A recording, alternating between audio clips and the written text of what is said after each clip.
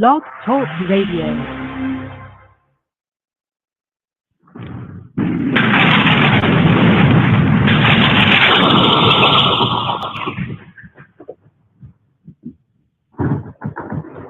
Glory to the Most High Jah, Rastafari, King of Kings, Lords of Lords, conquering Lion of the tribe of Judah, elect of God, light of the world, is His Imperial Majesty, Emperor Haile Selassie.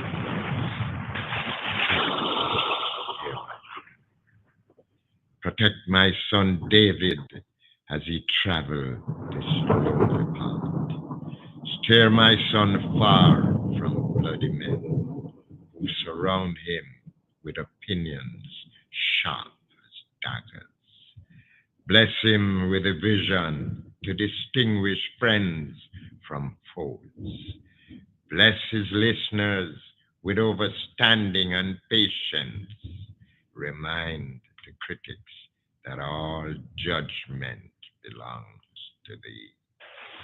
May the words of thy mouth and the meditation of thy heart be acceptable in thy presence, Selah.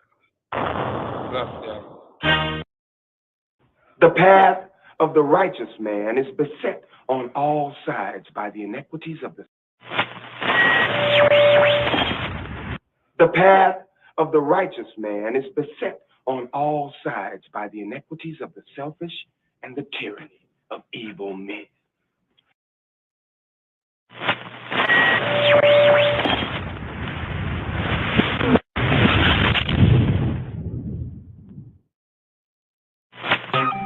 One civilization is not complete without its art, the highest form of expression of human intelligence. You have become complacent, sitting down and allowing the other nations to run away with everything. You have become a bunch of consumers. You are creators. Rise up, mighty people, accomplish what you will. Without confidence, you're twice defeated in the race of life. Let's took away the voice. Let's took away the voice. Up the room.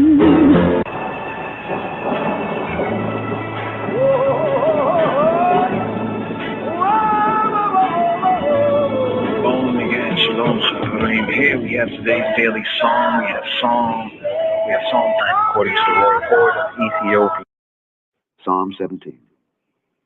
Hear the right, O Lord, attend unto my cry. Give ear unto my prayer that goeth not out of feigned lips. Let my sentence come forth from thy presence.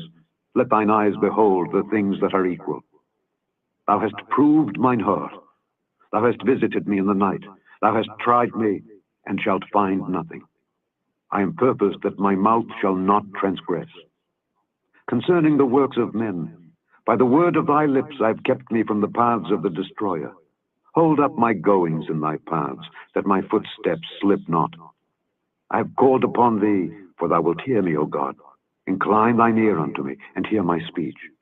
Show thy marvelous loving kindness, O thou that savest by thy right hand them which put their trust in thee from those that rise up against them. Keep me as the apple of the eye. Hide me under the shadow of thy wings from the wicked that oppress me, from my deadly enemies who compass me about. They are enclosed in their own fat. With their mouth they speak proudly. They have now compassed us in our steps. They have set their eyes bowing down to the earth.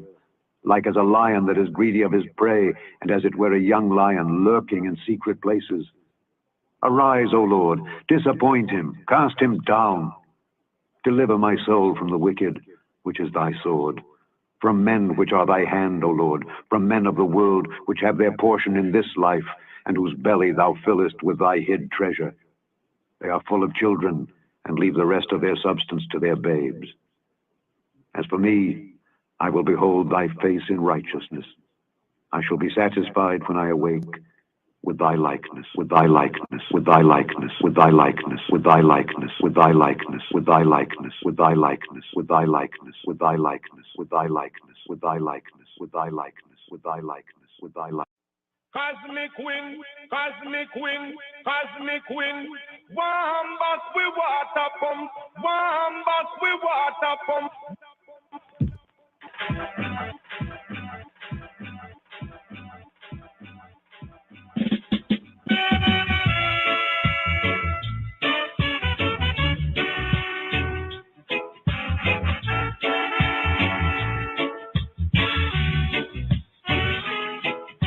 This juggle bring come my dear.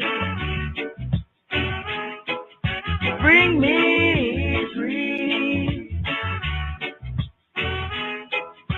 This juggle bring come my dear. Bring me free. You're going from home to home, yeah. Making disturbances.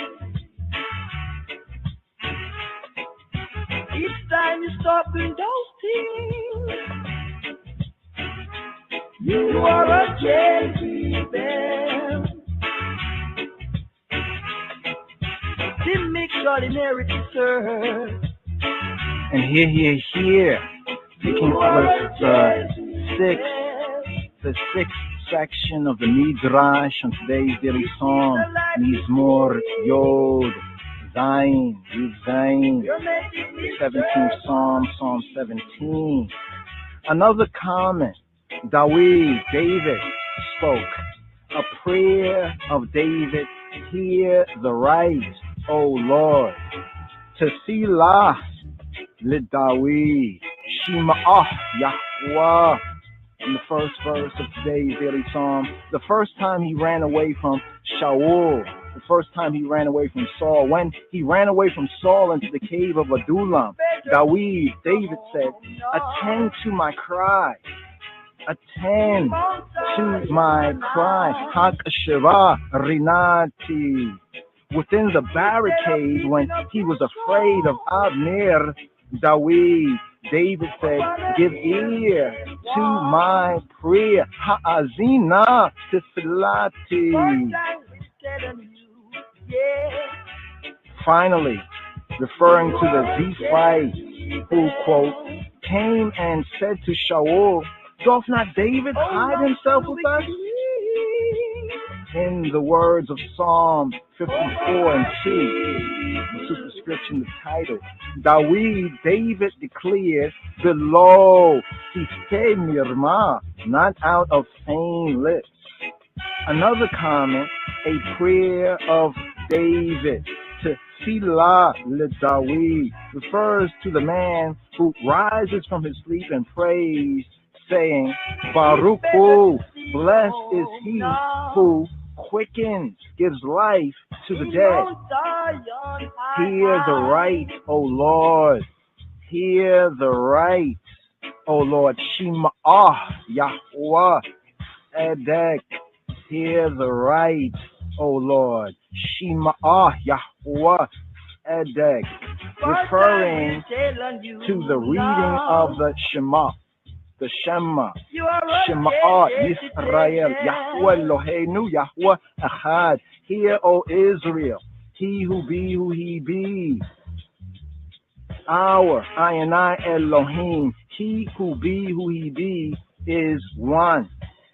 Give ear to my cry. Hak Sheva Rinati refers to the first prayer before the Shema, namely, Baruch atah, blessed art thou, who formest light. Give ear to my prayer. Give ear to my ha'azina tefillati, refers to the afternoon prayer.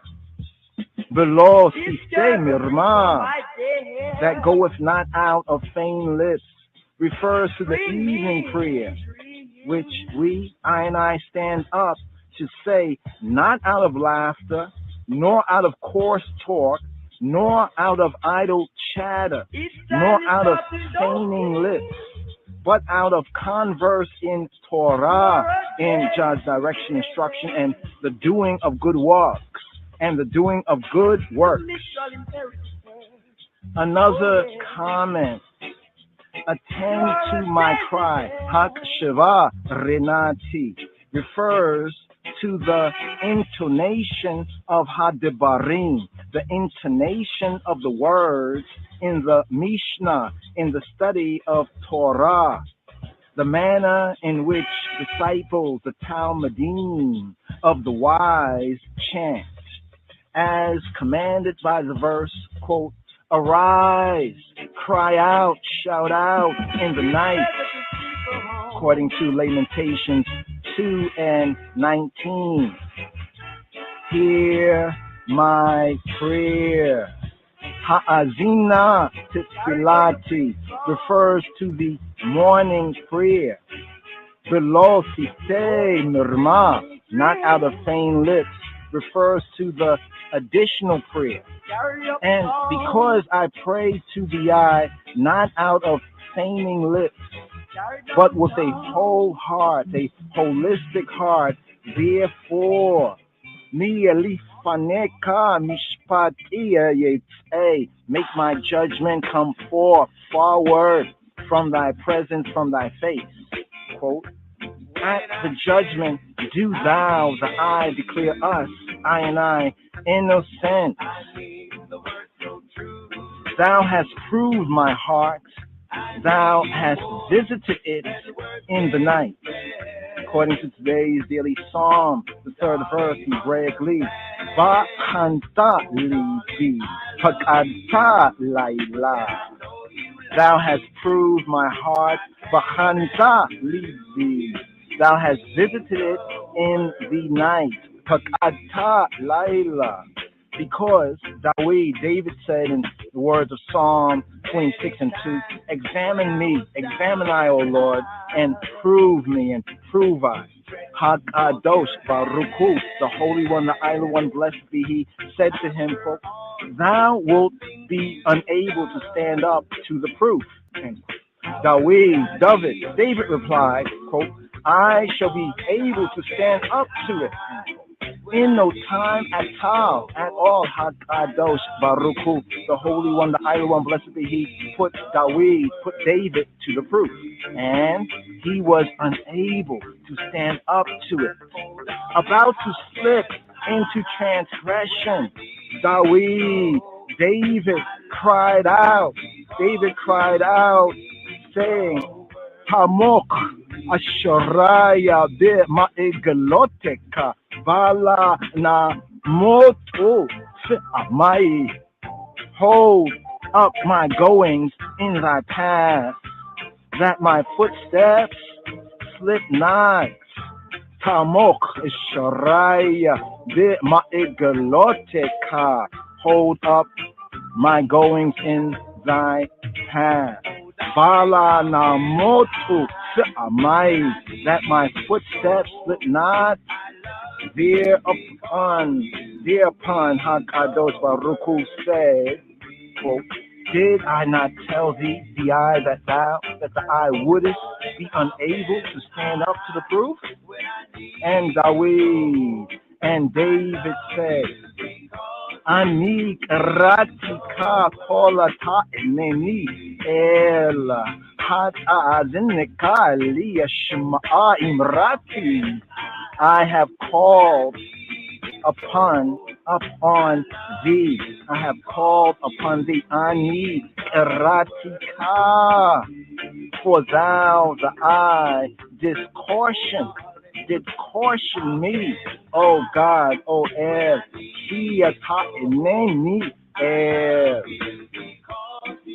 Show thy marvelous loving kindness, O thou that savest by thy right hand them that put their trust in thee in the eye. From the words of today's daily psalm, Nor Yud Zayin, Yod Zayin, 7th verse, Hebraically, Hafleya Hasadeka Moshiach Hoshim Mia Mita Komima Bia Mineka.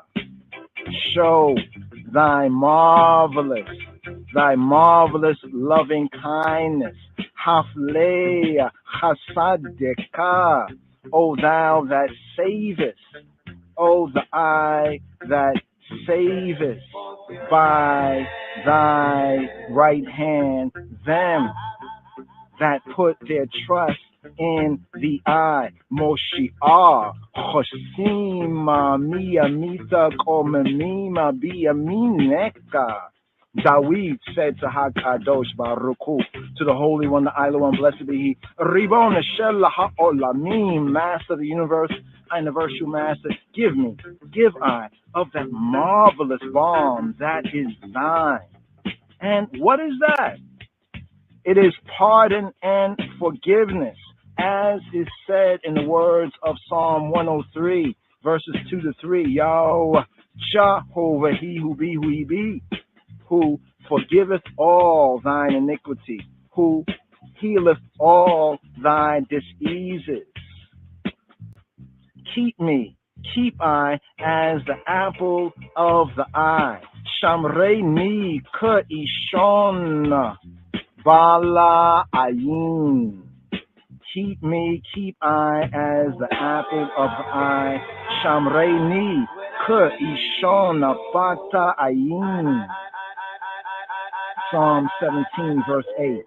Rav Yudan said in the name of Rav Levi, in the wide space of Ha'olamim, of the universe, the universe, there is no place, even one so small that it holds no more than a fourth of a kab of seed.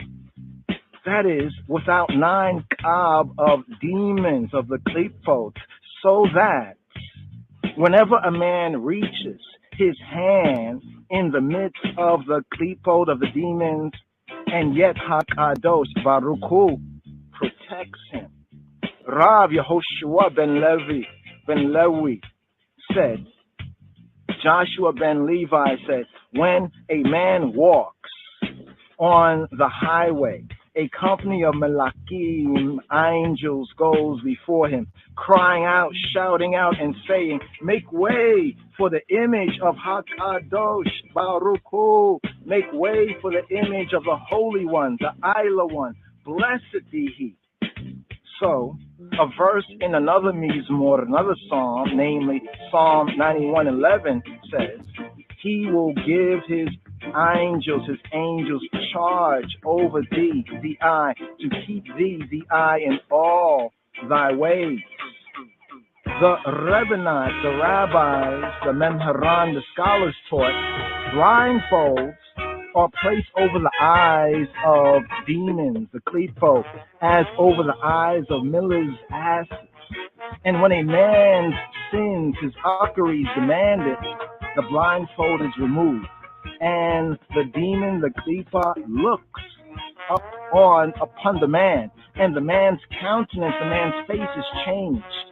For the verse in Eob in Job 14:20 reads, Thou changest his countenance, changest his face, and sendest him away, implies that once a klipot demon has looked upon a man, the man sickens and dies. Accordingly, Hakadosh Baruch Hu, the Holy One, the set apart one, blessed be He, charges all those angels to protect him. 8,000 at his left side and 10,000 at his right. As it is said in the words of Psalm 91:7, Hebraically, 1,000 shall encamp at thy side and 10,000 at thy right hand, but it shall not come nigh thee, near the eye, nigh the eye. And why? More angels at the right than at the left? Because the right is empowered to perform all the commandments. And therefore Scripture says, 10,000 at thy right hand.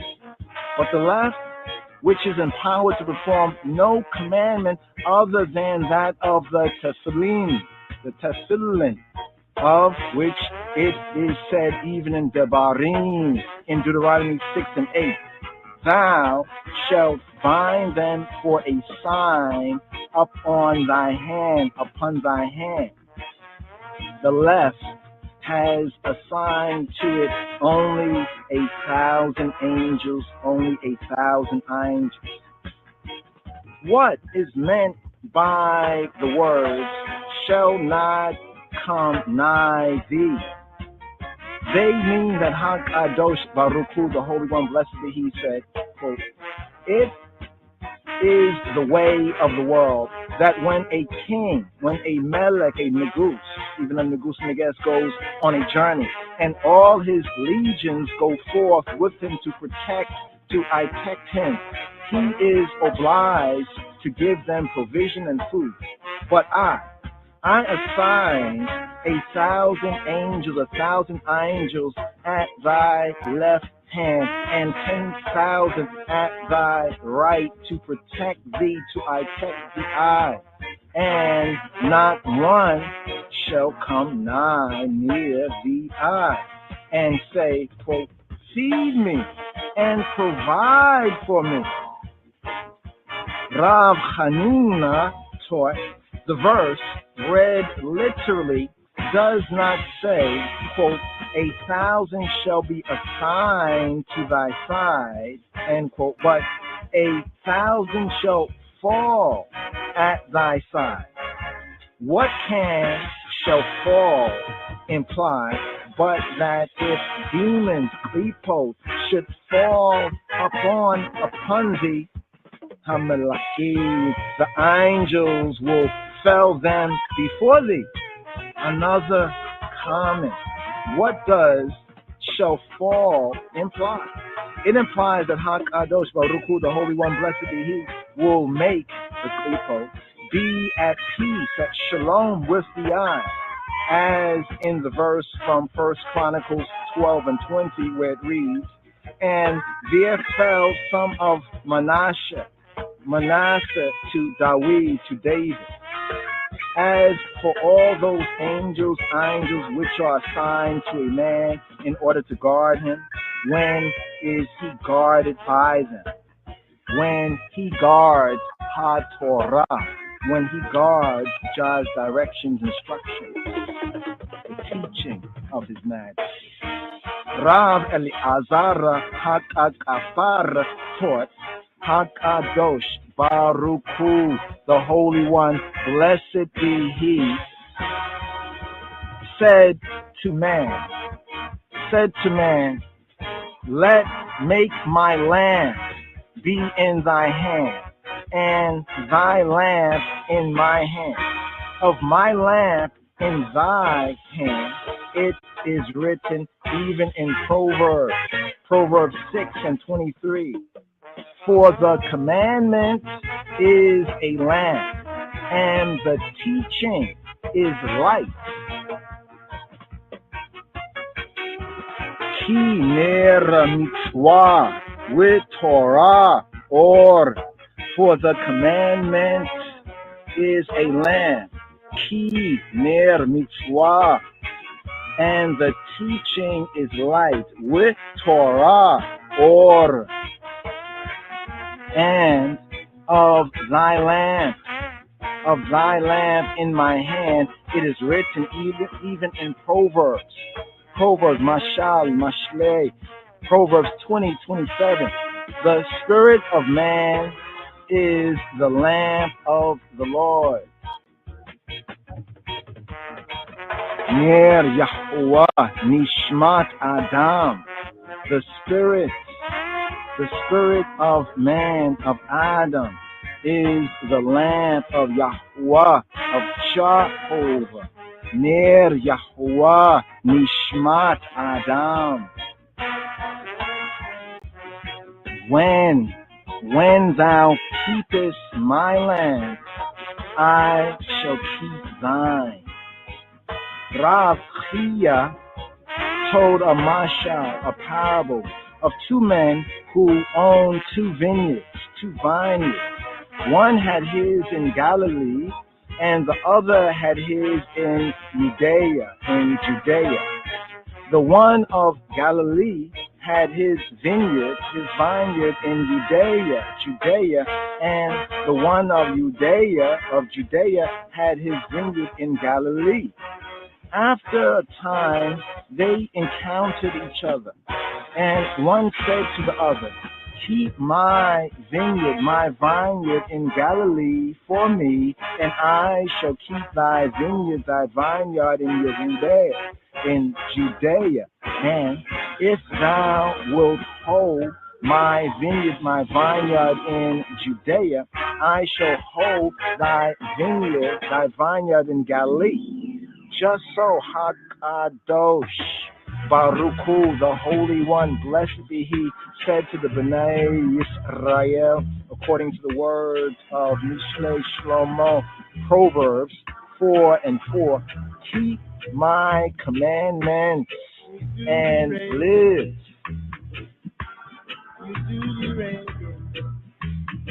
Shemora mitzvotai yechyei. Keep my commandments. Shemora mitzvotai and live. Wechyei. If you keep my commandments, I shall keep you. As is said in Devarim, in Deuteronomy 11:22. If y'all shall keep all this commandment, you shall be kept. If y'all keep, y'all shall be kept. Rav Yochanan said, HaTorah, the Torah is greater than the commandment. For a commandment in the present, in the face of HaTorah, is like a lamp in the face of Hashemesh, in the face of the sun. As is said in Mishlei Shlomo in the Proverbs 6:23, the commandment is a lamp, but the Torah is light. Ki nera mitzvah with Torah or. The commandment is a lamp, but the Torah is light. Ki nera mitzvah with Torah or. And also in Isaiah, Isaiah 60:19, the sun shall be no more thy light, but Yahweh Jehovah shall be to thee an everlasting and eternal light and eternal illumination.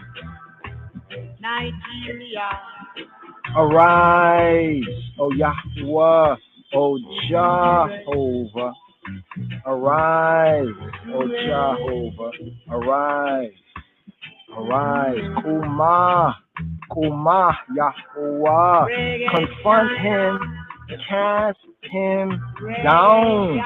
Kumah, Yahweh. Adama, Fanayo.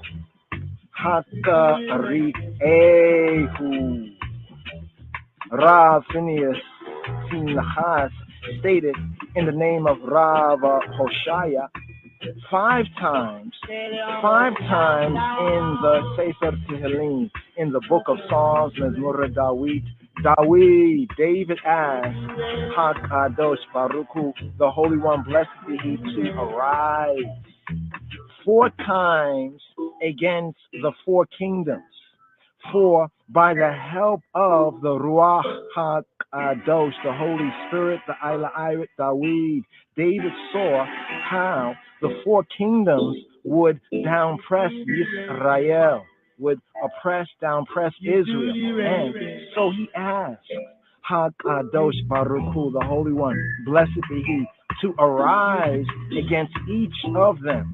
And the 5th time was when he saw that Gog and Magog would fall with might upon Israel. And he said to Hakadosh Baruch Hu, to the Holy One, blessed be He, arise, O Lord, O God, lift up thy hand, in the words of Psalm 10 and 12.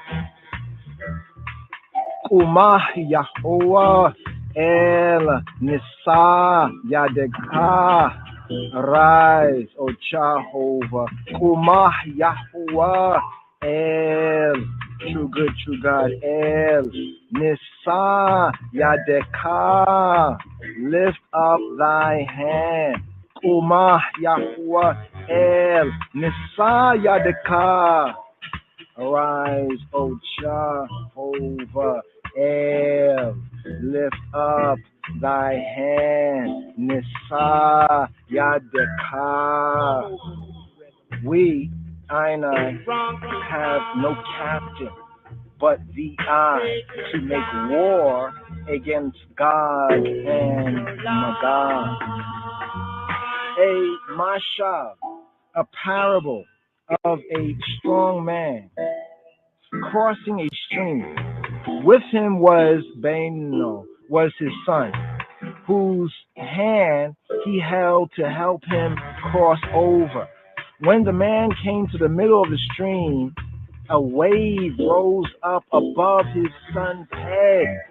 Forthwith the son cried, shouted out, Abba, Abba, lift up thy hand, I am sinking and will die. The four kingdoms of the Goyim of the nations are like the mighty waves, as is said even in Yeshayahu, in Isaiah 17 and 12. Woe to the rushing of the Goyim, the rushing of the nations, that make a rushing like the rushing of mighty waters, in whose depths the Bnei Yisrael, the children, the sons of Israel, are sinking, as is said even in the words of Psalm 69 and 3. I sink in deep mire where there is no standing. I am come into depth of waters, so that the floods run over me. So that the floods run over I. Abaiti Abia Wayna Misula Wayna Ma Omada Baiti Bear Ma Mayin with Shiboleta Shed Afatini. I am sunk in deep mire. Avaeti Biwena Misula, where there is no standing, where Aina Ma'omad. I am come into deep waters. Baeti Bear Ma'ema'i. The floods overwhelm me. With Shiboleta Shed Afatini. And but for Hakadosh Baruch Hu, and but for the Holy One, blessed be He, who is with them, the Bnei Yisrael, the sons of Israel, would cease to be and would perish. But that Ha'el, the true good, the true God, Ha'elohim said, even the words of Yeshayahu, Isaiah 43 and 2, when thou passest through the waters, I will be with thee. I will be with thee. When David saw that Hagoyim, the nations, the nationalities, would wax strong, and that Israel's sin uckeries would result in the kingdoms rising up like a flood to overwhelm the Bnei Yisrael, the sons of Israel, he began to cry out, shout out, and say, arise, arise, arise, O Jehovah, El, lift up thy hand, for we, I and I, are sinking. And again, in the words of Psalm 69, verse 16, he read, "Glee, make not the water flood overwhelm. Make not the water flood overwhelm me. Make not the water flood overwhelm I. Alatisha tefeni shiboleta mayim. Make not the water flood overwhelm I, not to overwhelm I, the water flood. Alatisha tefeni shiboleta mayim." And so, when David said, "Arise, arise, O Jehovah, El, lift up thy hand, for we, I and I, are sinking." Hakadosh Baruch Hu, the Holy One, the Isla One, blessed be He, replied, "As thou livest, I shall lift up my hand, for it is said, even in Devarim, Deuteronomy 32 and 40, I lift up my hand to heaven. I lift up my hand to heaven." Another interpretation of the words from Psalm 10, Hebraically the 12th verse, the words that read, "Kumah Yahuwah Ela Nisa Yadeka." Arise, O Jehovah, he who be El, lift up thy hand. Remember thine oath that Mala'at, the angel swore the Shimka in thy name, as is said even in the words in Daniel 12 and 7. The man clothed in linen lifted up his right hand and his left hand to heaven, and swore by him that liveth forever, forever. Again, it is said in Yeshayahu, in Isaiah 30 and 18, "Therefore will the Lord wait, that he may be gracious to you." Therefore, the words "therefore" clearly introduces an oath, as in the verse from 1 Samuel 3 and 14. "Therefore I have sworn to the house of Eli, Rav Yehoshua of Sikkim, taught in the name of Rav Levi, Hakadosh Baruch Hu, said, twice have I bound myself by oath. I shall bring the redemption and redeem you from the downpression of the kingdom. And when Gog and Magog come in the Aita Haba, the time that I was to come, I shall fight against them, as is said in Zechariah 14 and 3.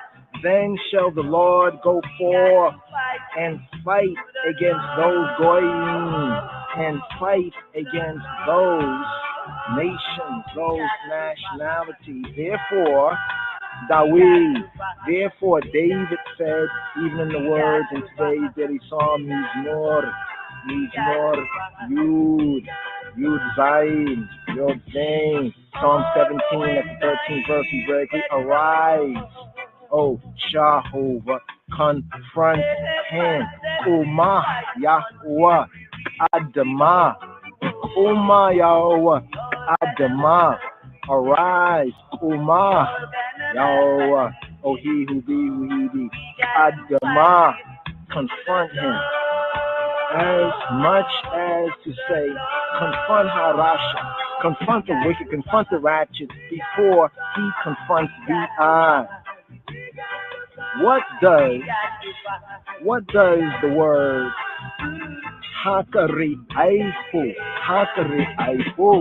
Hakariaihu mean?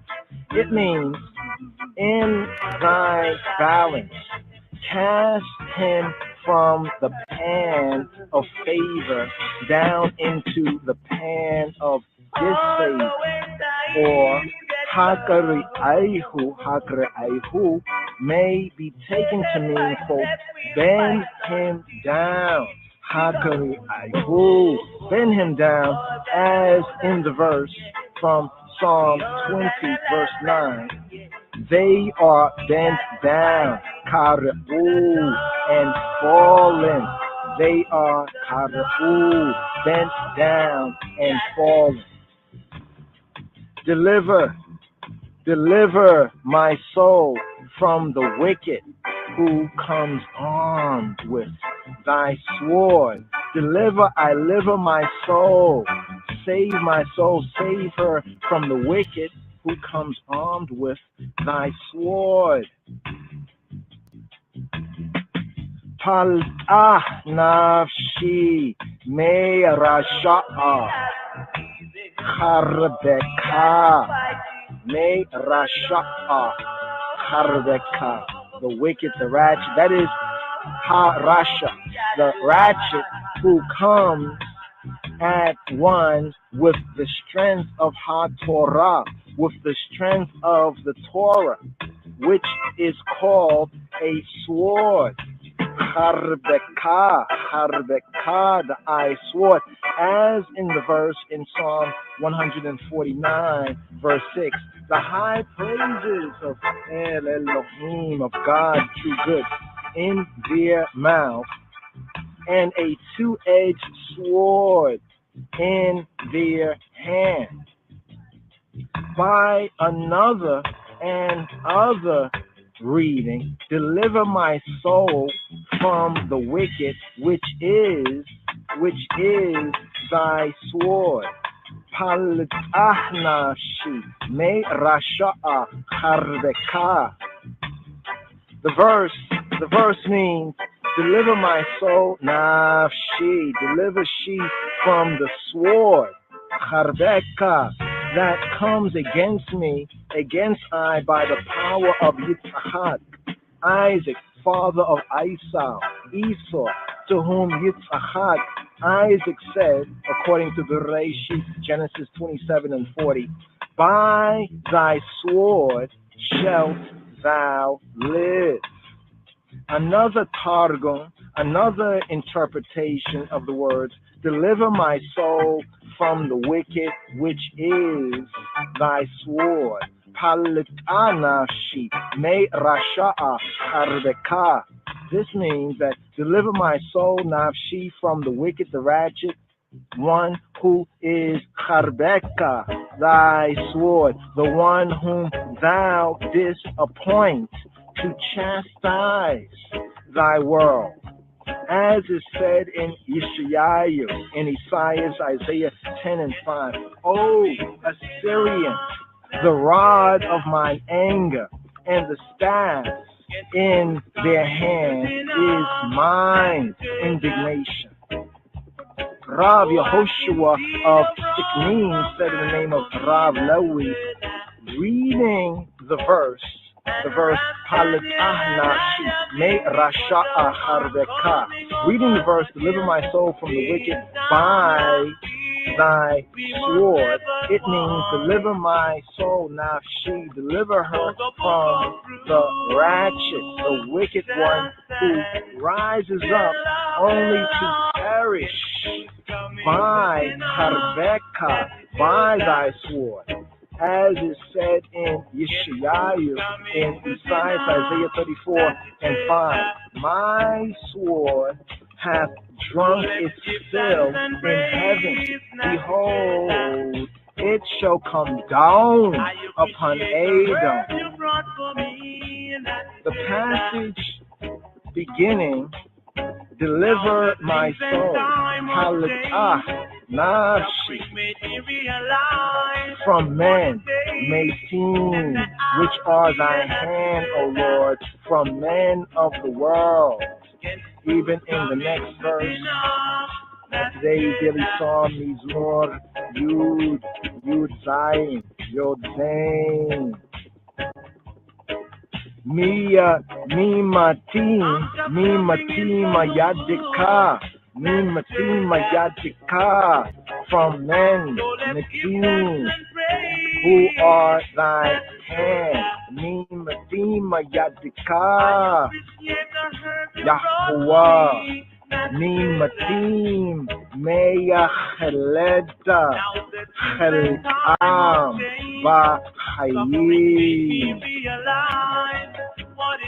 From men of the world. This alludes to Nebuchadnezzar. This alludes to Nebuchadnezzar. Dawid said to HaKadosh, the Holy One, Baruch Hu, blessed he, Ribon Shel Olam, Master of the universe, Ribon Shel Olamim. What manner of mighty men are they who take over power from thy hand, and to whom thou, the eye, givest power to oppress, to downpress the B'nai Yisrael, Yisraelichos, the sons of Israel, in thy world. This Nebuchadnezzar and Belshazzar too. Who are they? They are mitim. They are mitim. Not merely men, but mighty men. The meaning indicated in the verse found in Devarim, Deuteronomy 3 and 6, quote, utterly destroying every city, even the men, mitim. The phrase, from men of the world, from men, meyacheled, men of the cheled, meyacheled, means that thou, the eye, hast given such men power over the whole world. For cheled clearly means world, as in Psalm 49 and 2, give ear, all ye inhabitants of cheled, of the world. The next clause, which have their portion in this life, means that in this world thou, the eye, has given such men power and has given them prosperity. The clause that reads, and whose belly thou fillest with thy hid treasure. This means that the Babylonians have enriched themselves out of the sacred treasures hid in HaHekal, in the temple. For it is said, even in 2 Kings 14 and 13, the king of Babylon carried out thence, out from there, all the treasures of the house of Yahuwah, of the house of Jehovah. The clause, their children are full, refers to Evil Merodach, evil Merodach, of whom it is said even in Yeremiyahu, in Aramius, in Jeremiah 27 and 7, quote, all the nations, the Goyim, shall serve him, and Beno, and his son, and his son's son. The word babes in the verse that reads, and leave the rest of their substance to their babes, refers to the fatherless babe, the only one remaining of his royal house. This was Vashti, who was made queen in a kingdom which did not belong to her, as is said even in Astir and Esther 1 and 9. Vashti the queen also made a feast for the woman in the royal house which belonged to King Ahasuerus, to King Xerxes. Another interpretation, another targum in the verse, Palata nafshi, deliver my soul from men who are thy hand, O Yahweh, Jehovah, Palata nafshi. Team Yadekai Yahuwah by men is meant Esau's mighty men who have taken sovereignty from thy hand, from Yadekah. The phrase from men of the world. From men of the world. This means, quote, deliver I from men to whom thou, the I, givest power in this world. The clause that reads, who have their portion in this life. Chelkam b'chaim, who have their portion in this life. This implies that such men are meant for lives of security and prosperity, of peace and wealth in this world. The clause that reads, and whose belly thou fillest with thy hid treasure, and whose belly thou fillest with thy hid treasure. What does this mean? This means that such men have gone rich out of the sacred treasures hid in the chambers of Ha-Hekal, the temple, and also out of the treasures of Israel, the treasures of Israel. The clause, their children are full. This refers to Vespasian and to his comrades. In the clause, and leave the rest of their substance to their babes. By babes is meant the two fatherless babes remaining of the Beit Esau, of the house of Esau. These were Remus and Romulus, of whose sake thou madest ready a she-wolf in milk, which gave them suck until they grew up and became great kings. The clause, and leave the rest of their substance, to their babes, with hiya nichua yitarama leolelehem.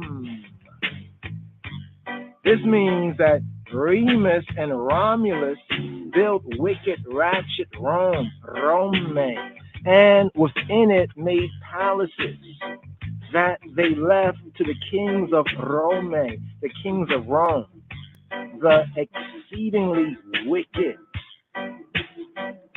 Another exposition rendered of men who died on account of the eye, O Yahuwah, of men who died on account of the eye. Miya mitima yadika Yahuwah. These words refer to the generation persecuted by Hadrian. What was their mighty deed? They were willing to suffer mavet, mot, for the hallowing, the setting apart of Hashem, of the name, and died for the eye, letting themselves be put to death because of the eye. The following words of men willing to suffer death from sword,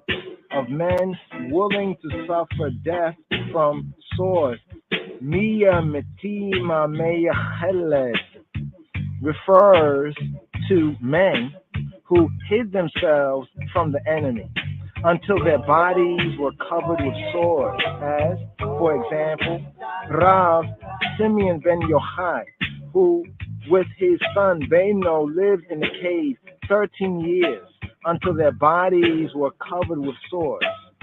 And what did Hakadosh Baruch Hu do? He let them see the heavenly prince who, sitting in judgment, was passing sentence upon birds. Some of the birds coming into his presence received their freedom and went forth, but others received sentences of captivity. When Rav Simeon ben Yochai saw this, he said, quote, without the will of Shemayim, the will of heaven, even a bird may not come and go. If even birds cannot be captured without Ha-Elohim, the true good, the true God's knowing, shall we, I and I, be captured without Ha-Elohim's knowing? Forthwith Rav Simeon ben Yochai came forth openly, performed a ritual cleansing of Eretz Yisrael, of the land of Israel, and departed. Hakadosh Baruch Hu, the Holy One, blessed be He, asked David, have such men really suffered any loss? Is it not true that their portion is in life? Chelkam b'chayim. In the following words, and thy treasure will fill their belly, and thy treasure will fill their belly. Unika tifmalei bitnam. Unika tifmalei bitnam. And thy treasure will fill their belly. Note that not, quote, their treasure. It's not their treasure.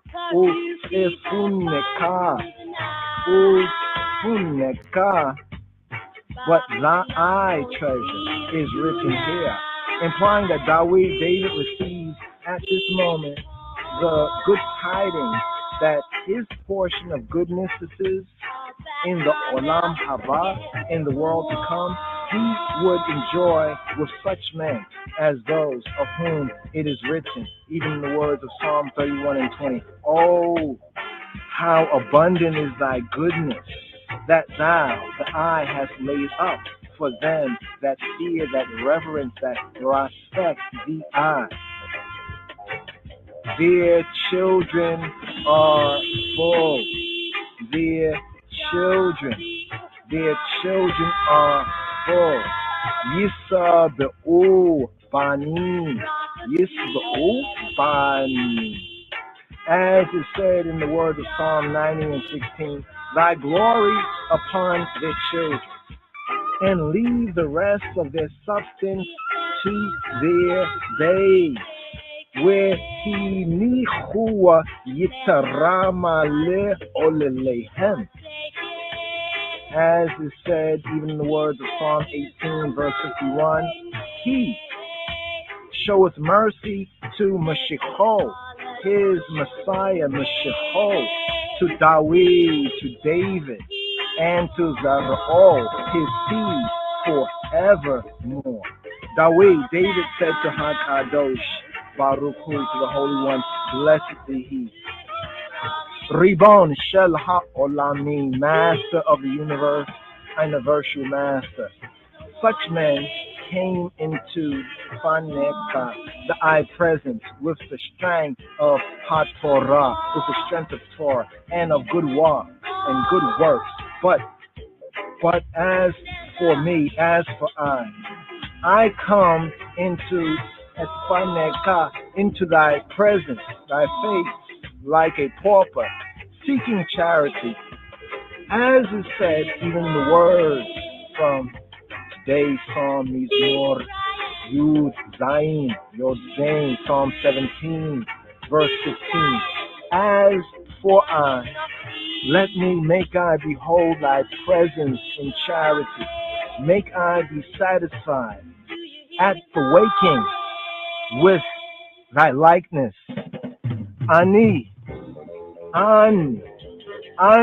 bis edeka. faneka. Esa be hakita te munateka. Make I be one of those who will awake from from death, of whom it is said, even in Yeshayahu, in Isaiah 26:19, awake and sing, ye all that dwell in the dust. Another exposition on let me be satisfied, make I be satisfied at the waking with thy likeness. Esabah de hagitza te munateka. But it is not written, as in Shemot, Exodus 33. Is it not written in Shemot, Exodus 33:20? Man shall not see me and live. Indeed, it is impossible for man in this world, but in the Aitah Ba, in the hour to come, in the hour of the awakening of the dead, I shall be satisfied with the seeing of thy likeness. Te munateka, with the seeing of thy likeness, for it is said, even in Yeshayahu, Isaiah 25:9, it shall be in that day. Lo, look, this is Eloheinu. This is I and I, Elohim. This is I and I, true good, true God. And again in Yeshayahu, Isaiah 52:8, they shall see eye to eye. Yahuwah, Jehovah, he be, returning to Zion, to Zion. In another comment, the words are read, as for me, I shall behold thy presence in loving kindness. Ani be edek echezeh faneka. Come and see how great is the strength of loving kindness. Merely because of the one small coin a man gives to the poor, he gets the right to behold the face of the Shekinah. In the usage of the world, a Roman matron wished to see the king, Hamelech, even the Negus, and to wait upon him, must make a wreath befitting her means, and only then, because of the wreath with which she enters to crown the king, is she permitted to behold the king's face. You can see then how great is the strength of loving kindness. Other targum of Ani Bisedek Echezefaneka, as for me, I shall behold thy presence in loving kindness. What made David single out the strength of loving kindness? To prove that even wicked, ratchet men, the Risha'im, who bring with them no merit other than their having given alms, charity, are privileged by this deed alone to have the glory of the Shekinah, the Shekinah, revealed to them. As is said in Yeshayahu, Isaiah 40:5, the glory of Jehovah shall be revealed, and all flesh shall see it together. All flesh shall see it, the righteous and the wicked and the ratchet as well. If so, What difference between the righteous and the ratchet? This. The wicked, the ratchet shall know what person they vex, while the righteous shall know for what person they labored. In another comment, the words are read, Ani b'tzedek echazeh faneka. As for I mean, I shall behold echazeh, thy presence, faneka, in justice, b'tzedek. Because the wicked, the ratchet, live in prosperity in this world, even though they deny HaKadosh, the Holy One, the Isla One, Baruch Hu, blessed be He, and vex Him. And because the righteous suffer in this world, even though they are willing to die for the hallowing, the ilifying, setting apart of the Hashem of their Creator.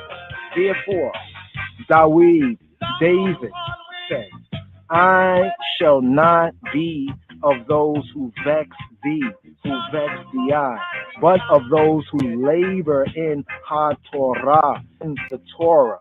Of that it is written, Edek, Terdof, justice shalt thou follow in Devarim, Deuteronomy 16:20.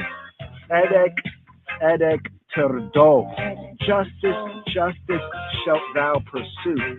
Hence, here,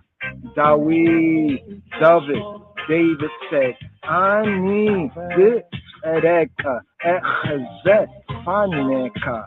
As for me, I shall behold thy presence, b'tzedek, in justice.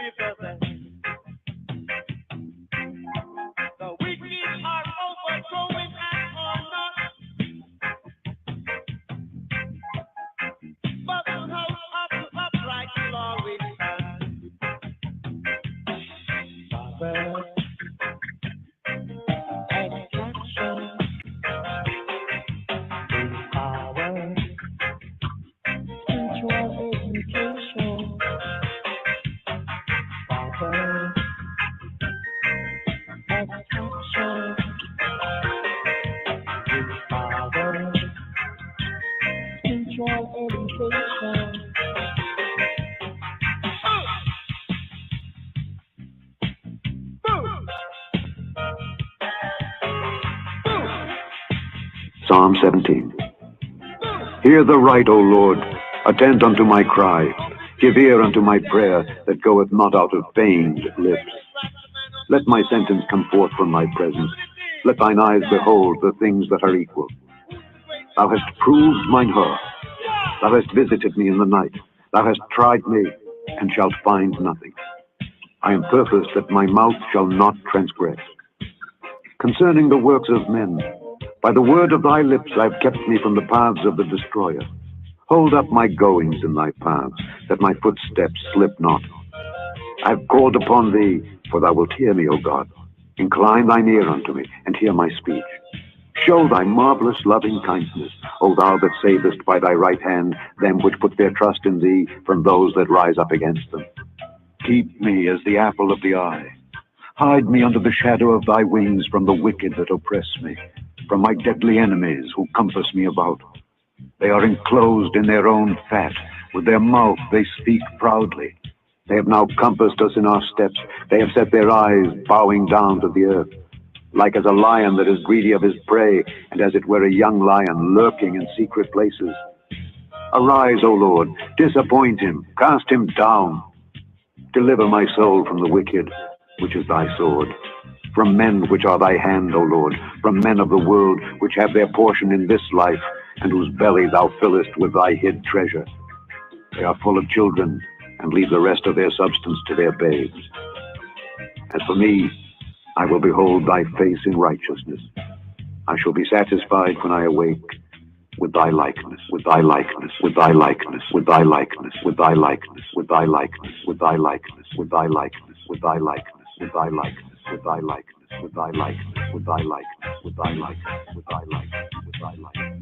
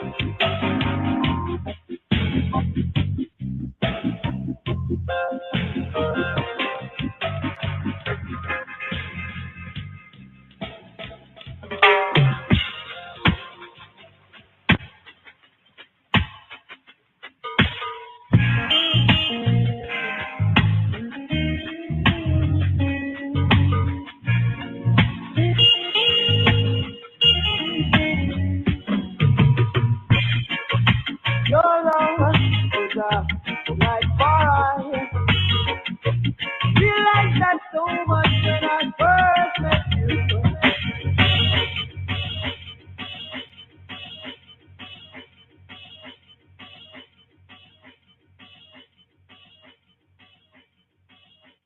My God, it's full of stars. My God, it's full of stars, full of stars. His foundation is in the whole of mountains. Jealous the gates of Zion more than all the dwellings of Jacob. Glorious things have been spoken of the O city of God. I'll make mention to Rahab and Babylon to them that know I. With the old Philistine Tyre, with Ethiopia, it shall be said that this man was born there. And the highest himself shall establish the earth. Jah Rastafari.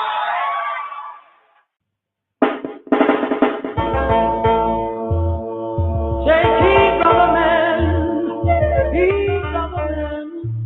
Say, yeah.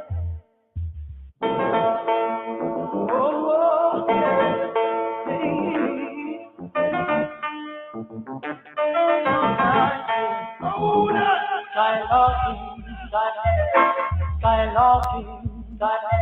that's what most youths doing today. It's really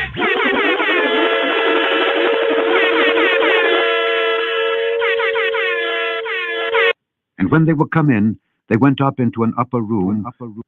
Then returned they unto Jerusalem from the mount called Olivet, which is from Jerusalem a Sabbath day's journey. And when they were come in, they went up into an upper room, where abode both Peter and James, and John and Andrew, Philip and Thomas, Bartholomew and Matthew, James the son of Alphaeus, and Simon Zelotes, and Judas the brother of James. These all continued with one accord in prayer and supplication with the women, and Mary the mother of Jesus, and with his brethren. Legation, aggression, legation, legation, Ethiopia menace, you know. But we want the next verse with Americ. But we want the next verse with Americ. Bring forth the Bible. Bring forth the Bible. Bring forth the Bible. Bring forth the Bible.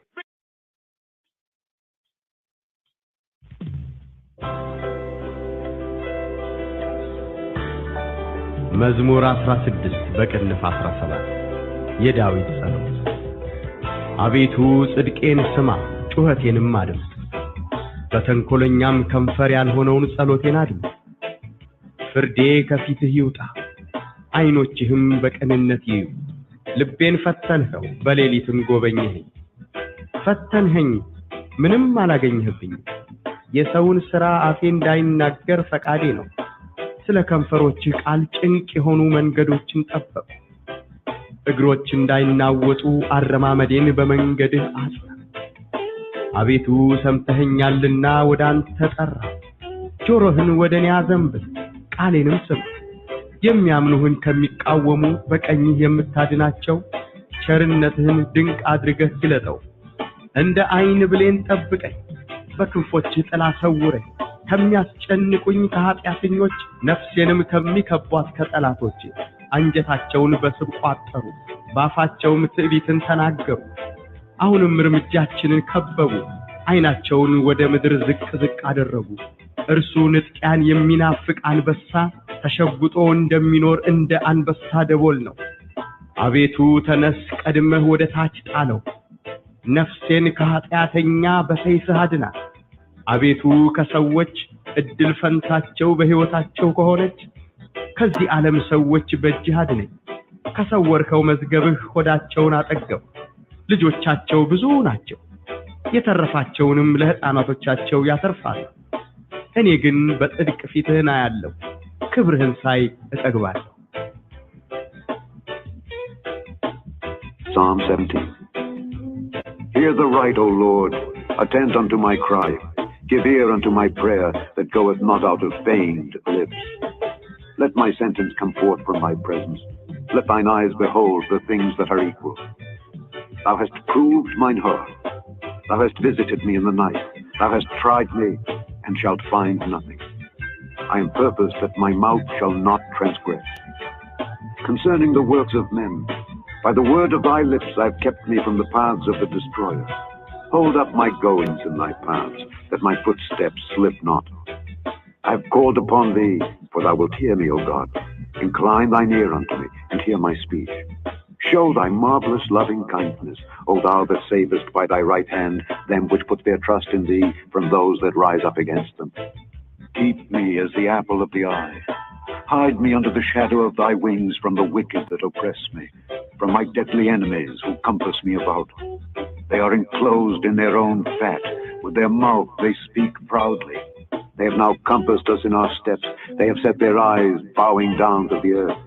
Like as a lion that is greedy of his prey, and as it were a young lion lurking in secret places. Arise, O Lord, disappoint him, cast him down.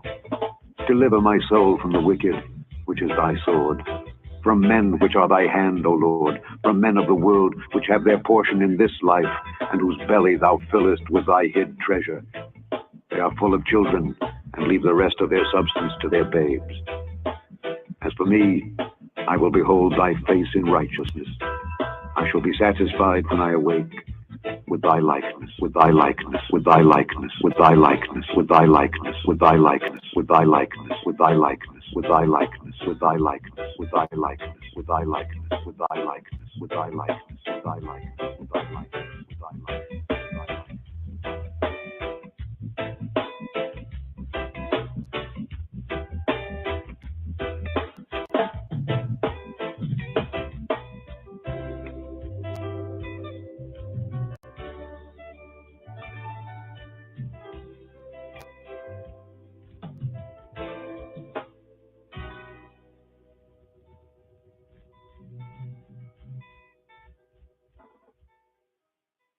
In Ethiopian life, the imperial ruler is likened in splendor to the sun, splendor to the sun, splendor to the sun, in exalted power to the lion, to the lion, to the lion, in his divine being to the kings of Israel, divine being to the kings of Israel, to the kings of Israel, to the kings of Israel, and at times to God, and at times to God, and at times to God himself. See? So this is what kind of cause a thing, because some people, some Rasta man is more like, some Rasta don't see the work in a sense of do the work. I personally believe that I must help and do the work. Some man believes that boy, all they do is left everything to God. No, I don't believe in like that yet.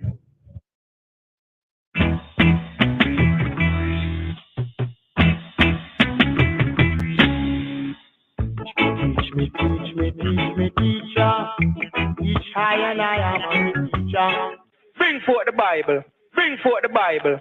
Bring forth the Bible. Bring forth the Bible. Salam to Ina Histaling. Today's daily psalm, according to the royal order, the Ethiopian Hebrews, and here after the order of Melchizedek, we have Mezmor Asara Seba Asara Seba Mezmor Dawid, the Psalms of David, Mezmor Asara Sebat, Psalm 17, which is themed Yet Nisuh So Abetuta, Yet Nisuh So of the innocent man Abetuta, a petition of the innocent man. Yet Nisuh So Abetuta, and it's themed a prayer, superscription, yeah, Dawid Salot, yeah, Dawid Salot. So we have a superscription, a prayer of David. Make I and I right up. Besem Ab, Wewelid, Wementes Kedus, Ahadu, Amlak. Mezmor Asara Sevat, Mezmor Dawid, Asara Sevat. Yeah, Dawid, Salot, a prayer of David. Kuter and Avetu. It came Sama, Chuhetenim Admit. Betena Kolenyam, Conferi Alhonawina, Lotain Admit. Hear the right Avetu. I father's father, O father of the house. Hear the right. It's it came. Sema Avetu, it's Kain Sema to Hetenim attend to my cry, give ear to my prayer that goeth not out of feigned lips. Betem kolenyam confer from deceitful lips, Yalhonawin, that which is not, it's Elotain, my prayer, Admit, hear, incline. Listen attentively to my prayer. Kuter Hulet, verse 2. Furde kafite yuta. I know Chihima bekineta you. Let my sentence, may my sentence come forth. May my verdict, my judgment come forth from thy presence, from thy perception. May thine eyes behold the things that are equal. Furde, my judgment kafite. From the eyes, male presence, Yuta, may it come out. For the day, Kafite, Yuta, I know Chihima, Bekineta, you, and thine eyes, Bekinet, straightforwardly, you, let them see, may they see straightforwardly. Kuter source, verse 3. Libain, Feten ho, Bet Leili Tim, Gwabenya hang, Feten hang, Minim Alaganya Hibinyim. Thou, the eye, hast proved mine heart. Thou, the eye, hast visited I in the night. Thou, the eye, hast tried I, and shalt find nothing. I am purpose that my mouth shall not transgress. Lebin, Feten ho, Belalitim, Guabenyahain, Feten Hanyim, Minimalaganya Hibinim, Lebin, my heart, Feten ho, the eye has tried my heart, Belalitim, and in the night, Guabenyahain, The eye has visited I, feten and tried I, minim alagenye binyim, and nothing the eye has found against untowards concerning an in eye. Minim alagenye binyamin. Kuter Arat, verse 4. Yesowin sera fe and dainager fekadeno. Sila ken forochik ala chink yahonu men gedochina tabekuhu. Concerning the works of men, by the word of thy lips, I've kept I from the paths of the destroyer. Yesowin sera of men work, the work of men. Afe, my mouth, and dai nager, my mouth, so that my mouth does not speak fekade, my will, nawu, it is my will that my mouth should not speak concerning the work of men, sila ken farochihik al, because of the word of your lips. Sila ken farochihik al, chink yahonu, men gedochina tabekahu. I've kept my ways hard. I kept the way hard. I kept to the eye path firmly. I kept myself from the path of the destroyer. Kuter Amis, verse 5. Igroch and die nawatu aremam medena bemengede atsna. Hold up my goings in thy path, that my footsteps slip not. Igroch, feet and die nawatu, that they shake, that they slip not. Aremam medain, my tracks, bemengede, in the eyes, mengede, make it firm in the eyes, way in the eye. Yes, I. Kuter Sidis, verse 6. Abetu. Semte henyalina wode anta tarao. Jorohina wode ne azenibil. Kalenim sema. I have called upon thee, for thou wilt hear I.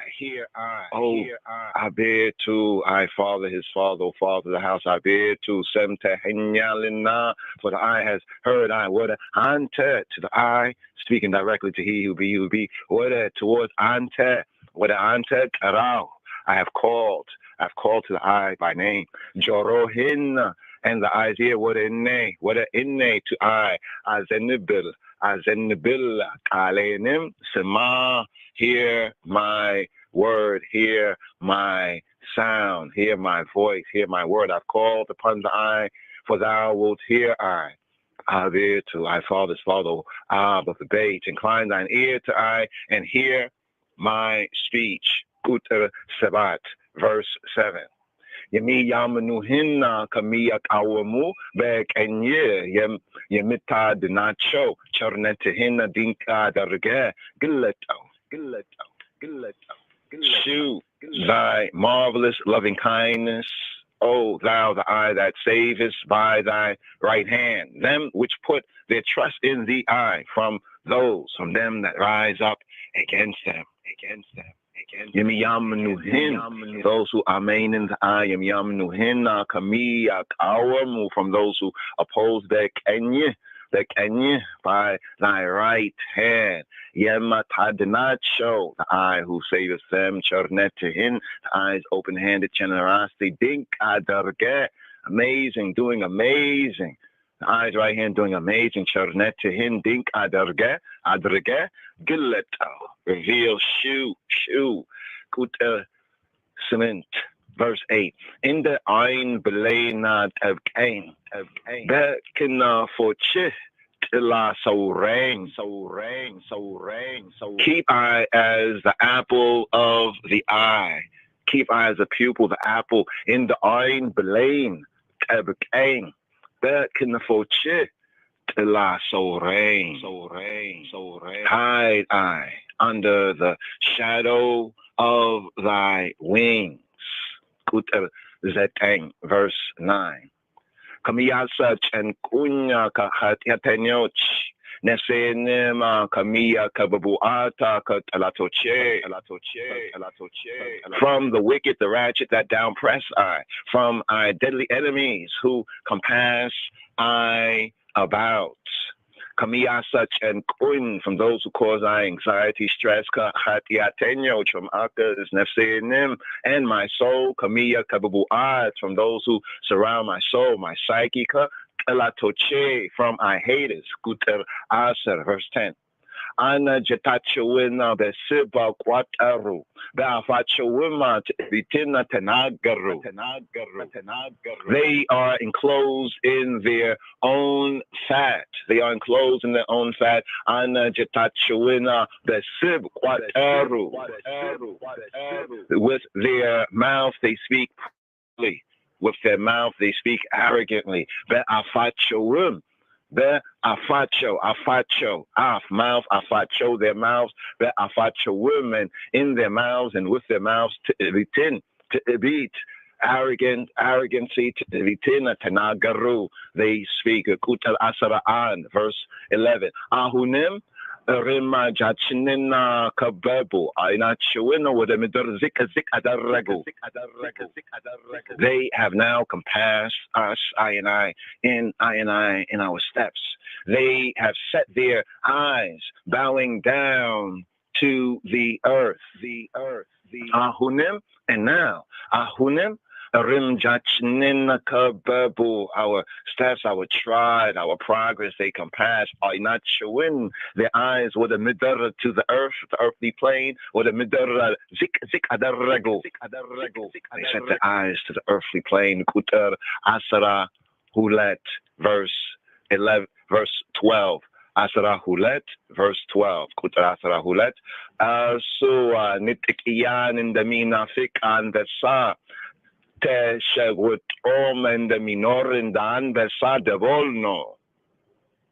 as a lion that is greedy of his prey, and as it were a young lion lurking in secret places. Arso nitkiyan in the minafik anvesa te shagwat om in the minora in the anvesa adebolno kutar asara sos. Verse 13. Ave tu tenesa kedme with a touch at Allah. Nesin kahatiatenya kaseife. I did not arise. Ave tu thy father's father, O Ab of the bait. Disappoint him, cast him down. Ave tu tenes kedme with a touch at Allah. Nesin kahatitenya beseife. I did not deliver my soul from the wicked, from the akka, which is thy sword. Deliver my soul. Nesin, my psyche, kahatiatenya from the akka, beseife. By thy sword I did not deliver her, deliver she, deliver my psyche.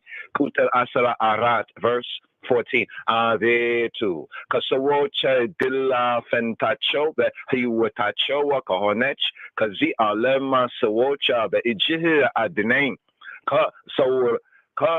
Sawar hawa mezagavihi hodachowina tagavis. Lijochachoa bizunacho. Yete refacho nima le his anatochacho. Yata refalo. From men, which are thy hand, Ave to thy father's father, O Ab of the bait. From men of the world, which have their portion in this life, and whose belly thou fillest with thy hid treasure. They are full of children, and leave the rest of their substance to their babies. Abetu. Kasoch. Idilla fentachoa, but he would tachoa kahonecha, kazi alema sawocha, but iji adname. Kasawara hawa mezgavihi hodachowina tagavi. Lijo chachoa bizunacho. Yeta refacho nima lehits anato chacho. Yata refalu kuter asara amist. Verse 15. Inegin. There's idik fitehin ayalo. Kuvrehin Sai, it Egbal. As for me, as for I, Ine, Gin, I, however, on the other hand, I will behold thy face in righteousness. Bezidik, Fitahin, Ayalo, Bezidik in righteousness. Bezidik in justice. Bezidik, Fitahin, the eye, male face, perception. Fitahin, Ayalo. I will behold, I will see. Seeing, I shall be satisfied when I awake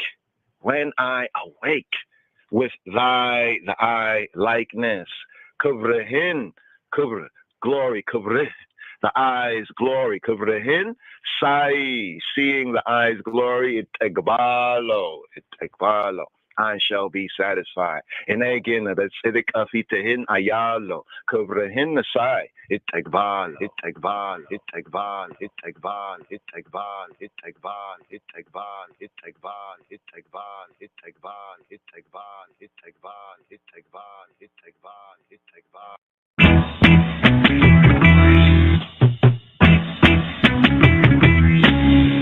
Teach me, teacher. Teach high and I am a teacher. Legation, aggression, legation, Zenigashwe, Ethiopia manage, you know. But we want the next verse with Amharic. Bring forth the Bible, bring forth the Bible, bring forth the Bible, bring forth the Bible. መዝሙር 16 በቅንፍ 17 የዳዊት ጸሎት። አቤቱ ጽድቄን ስማ ጩኸቴንም አድምጥ፣ በተንኮለኛም ከንፈር ያልሆነውን ጸሎቴን አድምጥ። ፍርዴ ከፊትህ ይውጣ፣ ዓይኖችህም በቅንነት ይዩ። ልቤን ፈተንኸው በሌሊትም ጎበኘኸኝ። ፈተንኸኝ ምንም አላገኘህብኝም። የሰውን ሥራ አፌ እንዳይናገር ፈቃዴ ነው። ስለ ከንፈሮችህ ቃል ጭንቅ የሆኑ መንገዶችን ጠበቁ። እግሮች እንዳይናወጡ አረማመዴን በመንገድህ አጽና። አቤቱ ሰምተኸኛልና ወደ አንተ ጠራሁ። ጆሮህን ወደ እኔ አዘንብል፣ ቃሌንም ስማ። የሚያምኑህን ከሚቃወሙ በቀኝህ የምታድናቸው ቸርነትህን ድንቅ አድርገህ ግለጠው።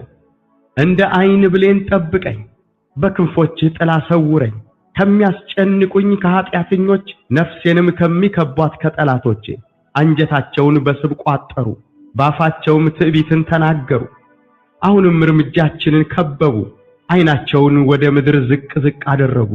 እርሱ ንጥቂያን የሚናፍቅ አንበሳ ተሸጉጦ እንደሚኖር እንደ አንበሳ ደቦል ነው። አቤቱ ተነስ፣ ቀድመህ ወደ ታች ጣለው። ነፍሴን ከኃጢአተኛ በሰይፍህ አድናት። አቤቱ ከሰዎች እድል ፈንታቸው በሕይወታቸው ከሆነች ከዚህ ዓለም ሰዎች በእጅህ አድነኝ። ከሰወርከው መዝገብህ ሆዳቸውን አጠገብ። ልጆቻቸው ብዙ ናቸው፣ የተረፋቸውንም ለሕፃናቶቻቸው ያተርፋሉ። እኔ ግን በጽድቅ ፊትህን አያለሁ፣ ክብርህን ሳይ እጠግባለሁ።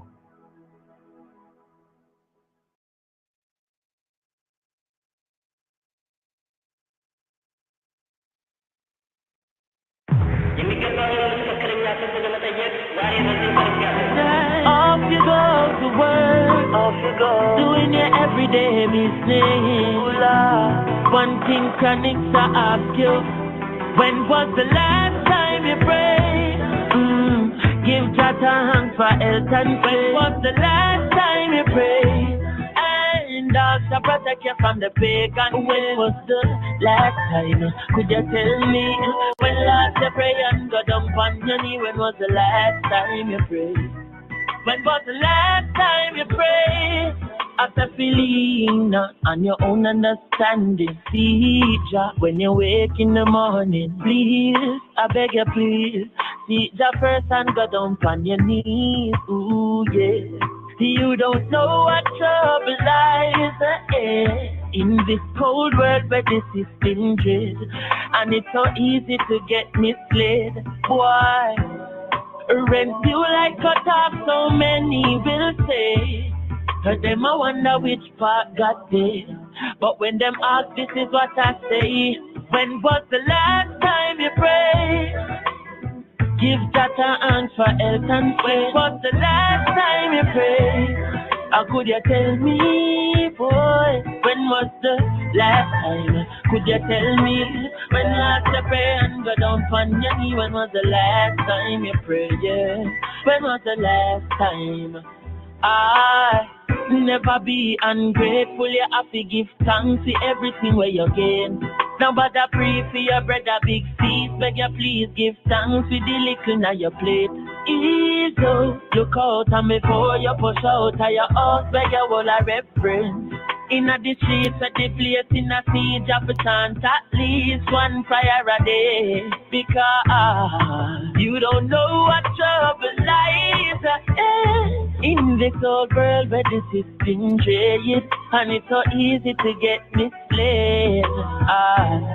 And when your plans start fail, I know you will say, hey, you wonder which part God did. But when you ask, this is what I say. When was the last time? When was the last time you prayed? When was the last time? When was the last time you prayed? When was the last time? Last time, beloved. Ooh, and could you tell me, baby? Could you tell me, boy? Tell me, boy. Could you tell me?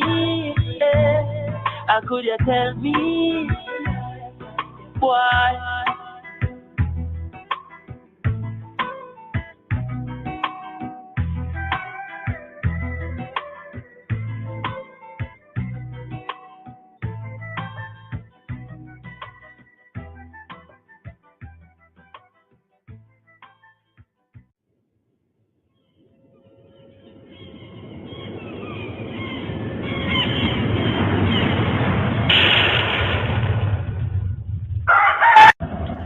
So we always need more chizuk, more chizuk. The Gemara tells us that one of the things that always we need help in strengthening is a tefillah. So one may ask, how can I keep myself motivated for tefillah? How can I keep myself motivated to pray to God? I see things that are not getting answered. You know, it's very hard. Sometimes I'm just not feeling it. And first off, this comes from a person having to know how big tefillah really is and what's on the other side of it. You have to understand that a lot of times when we meet a lot of resistance in something that is so huge and something that's so big, and you have to understand that the other side knows the sitra achra, the satan, the devil, the whatever you want to call it. The other side of resistance already knows how important prayer actually is. So what do you think? That it's going to be one of the main places that a person is going to have to experience that battle, that fight. But what should strengthen the person is that they should already know, they should be able to judge it by how hard it is for them to do it, that they're able to know how big this thing really is. So that should be motivation for everybody. Rashi himself says that when it says in the Gemara and the second Brachos, so that there are things that stand at the height of the world. It says, tefillah, this is tefillah, this is prayer. Stand at the height of the world, but it's disrespected the most. People don't take it serious. They don't understand that on the other side of this, it's not a maybe. I'm telling you this, especially on the things that are ruchnis, things that are spiritual. It's not maybe. Hashem will save the person. It's going to be dependent on how much emunah you have and how much betachon you have, how much trust that you have in your prayers. That's what's going to depend on you being saved or not. So that should be the chizuk. I see that it's very, very hard for me to pray, for me to open up and to be able to say whatever. I can't feel Hashem feels far from me. You should know that in that moment right now, you're facing the biggest resistance because the biggest prize is on the other side of that. So we should all strengthen ourselves with the feeling for that Hashem. Adonai, Rastafari.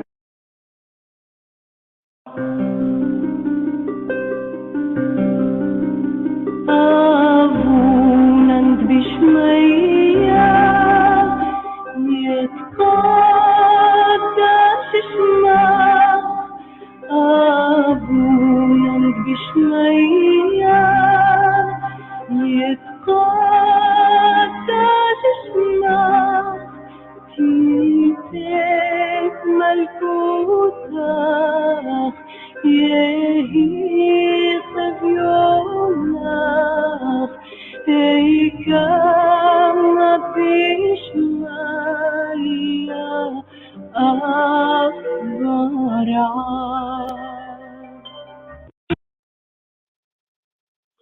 There's the Lord's Prayer in the Aramaic, and here the Gnostic interpretation, the knowledge. I came across the direct translation of the Lord's Prayer from Aramaic into English, and I just thought everyone needs to hear this.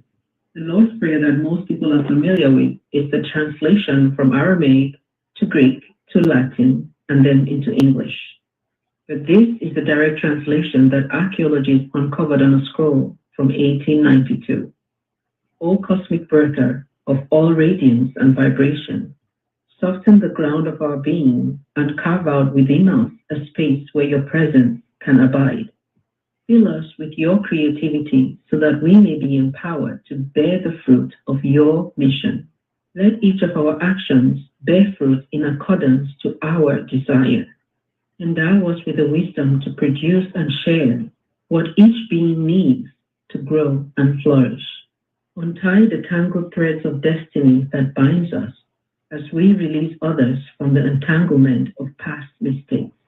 Do not let us be seduced by that which will divert us from our true purpose, but illuminate the opportunities of the present moment.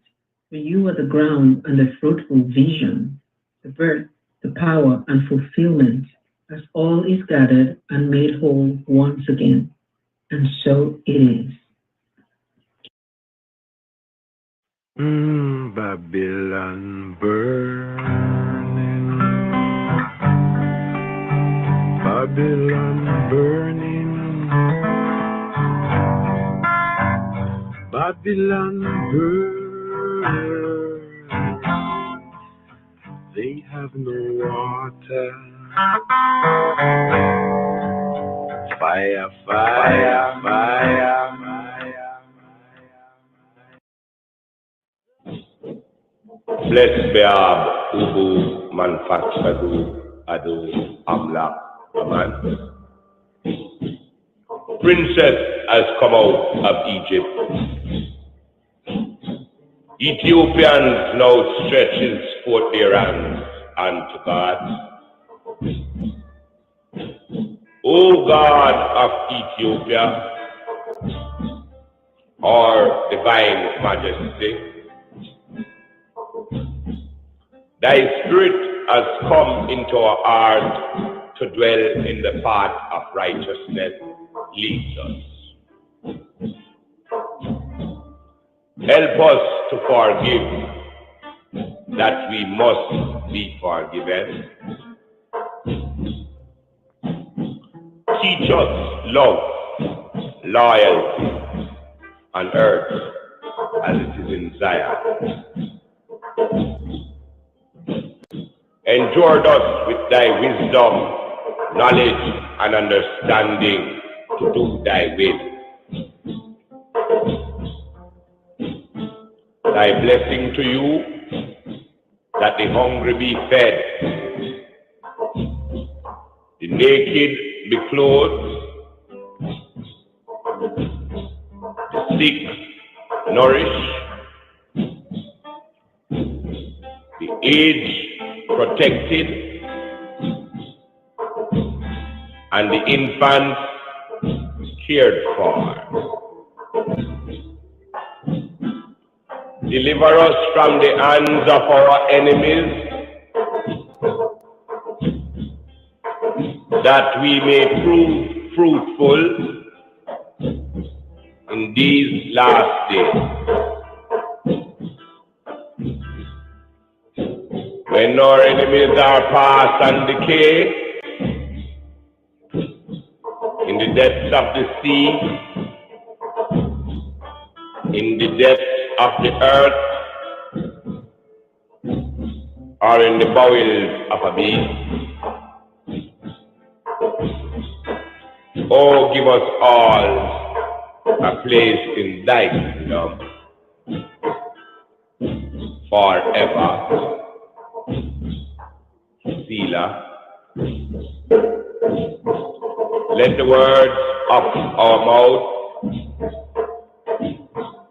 and the meditation of our heart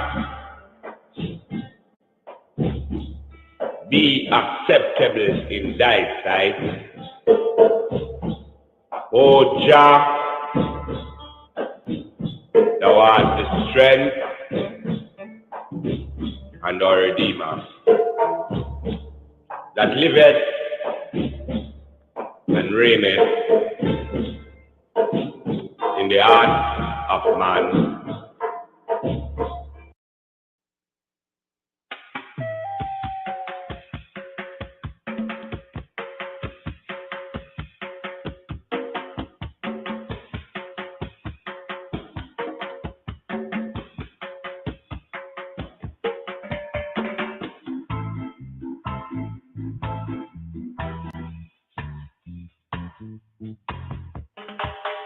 Psalm 81. מזמור פ"א למנצח על הגיתית לאסף. Sing aloud unto God our strength. עוזנו, הרנינו לאלוהים עוזנו. Make a joyful noise unto the God of Jacob. לאלוהי יעקב, הריעו לאלוהי יעקב.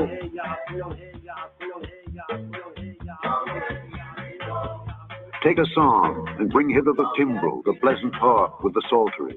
Blow up the trumpet in the new moon, in the time appointed on our solemn feast day. For this was a statute for Israel and a law of the God of Jacob. This he ordained in Joseph for a testimony when he went out through the land of Egypt, where I heard a language that I understood not.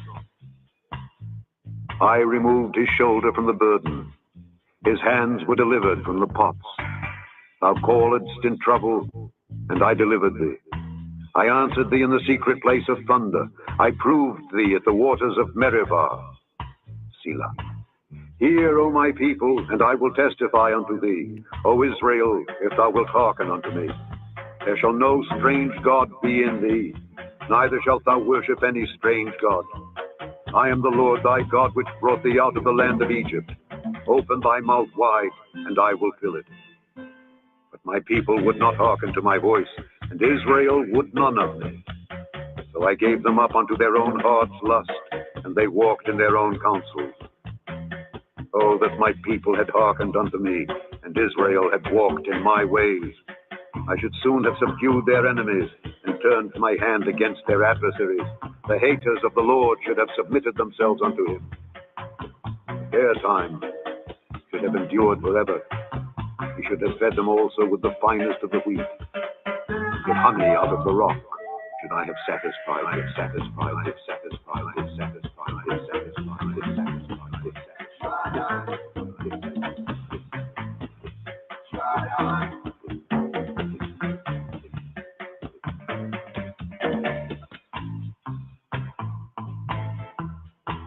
מזמור פ"א למנצח על הגיתית לאסף. הרנינו לאלוהים עוזנו, הריעו לאלוהי יעקב. שאו זמרה ותנו תוף, כינור נעים עם נבל. תקעו בחודש שופר, בכסה ליום חגנו. כי חוק לישראל הוא, משפט לאלוהי יעקב. עדות בהוסף שמו, בצאתו על ארץ מצרים, שפת לא ידעתי אשמע. הסירותי מצבל שכמו, כפיו מדוד תעבורנה. בצרה קראת ואכלתך, אענך בסתר רעם, אבחונך על מי מריבה סלע. שמע עמי ואעידה בך, ישראל אם תשמע לי, לא יהיה בך אל זר, ולא תשתחווה לאל נכר. אנוכי אדוני אלוהיך, המעלך מארץ מצרים, הרחב פיך ואמלאהו. ולא שמע עמי לקולי, וישראל לא אבה לי. ואשלחהו בשרירות ליבם, ילכו במועצותיהם. לו עמי שומע לי, ישראל בדרכי יהלכו, כמעט אויביהם אכניע, ועל צריהם אשיב ידי. משנאי אדוני יכחשו לו, ויהי עיתם לעולם. ויאכילהו מחלב חיטה, ומצור דבש אשביעקה, אשביעקה, אשביעקה, אשביעקה, אשביעקה, אשביעקה, אשביעקה, אשביעקה, אשביעקה, אשביעקה, אשביעקה, אשביעקה. Hear, O Israel, hear, O Israel. What does Shema Yisrael, Yahweh Eloheinu, Yahweh Achad? Hear, O Israel, hear, O Israel. The Lord, our God, the Lord is one. What does that really mean? And why is it important?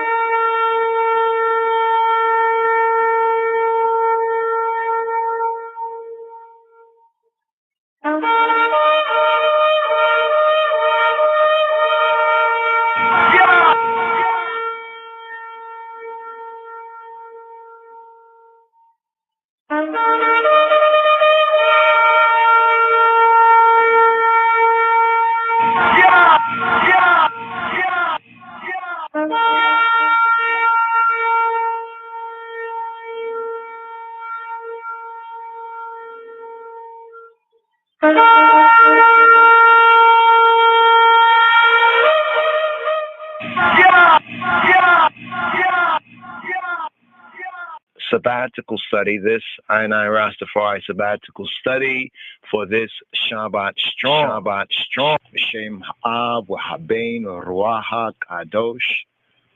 Glory be to the Father, the Son, the Holy Spirit. Glory be. Glory be. We're gonna ride up here for this portion. שמע ישראל, אדוני אלוהינו, אדוני אחד.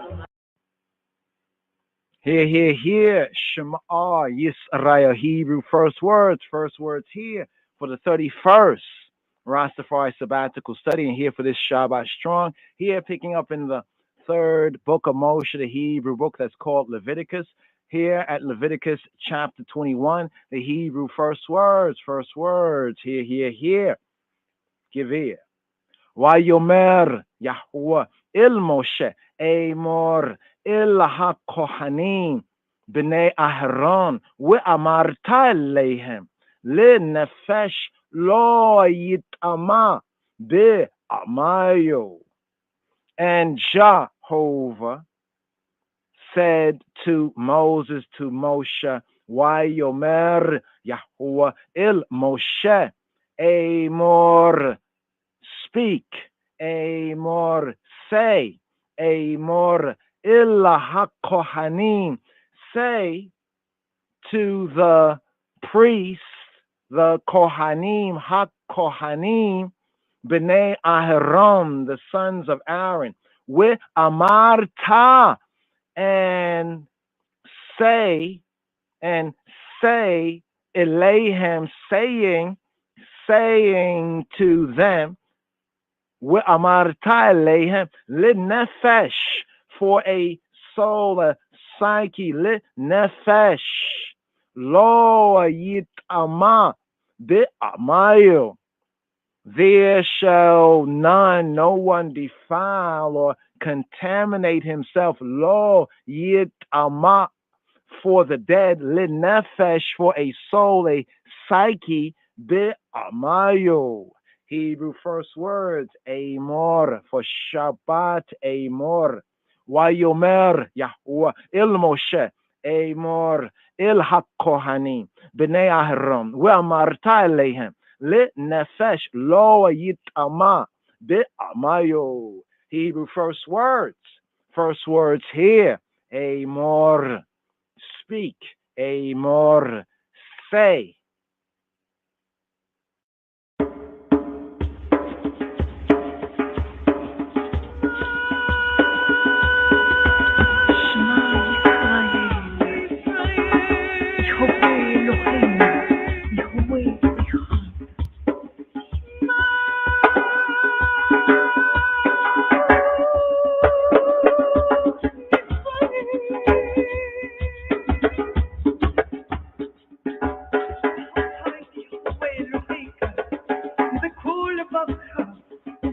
נפשך וכל מאודך והיו הדברים האלה אשר אנוכי מצווך היום על לבביך ושיננתם לבניך וציברת בם בשבתך בביתך ולכתך בדרך ושכבך וחומך וכתבת מאוד על ידיך והיו לתוספות בין עיניך וכתבתם על מזוזות ביתך ובשעריך.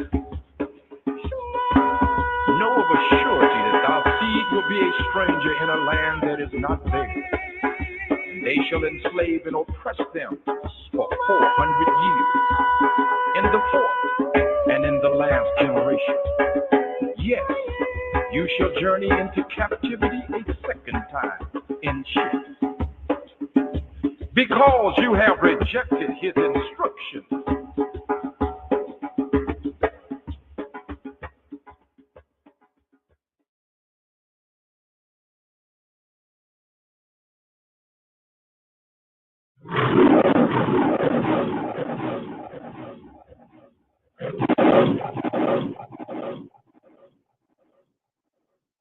My advice to all is to fulfill the Ten Commandments.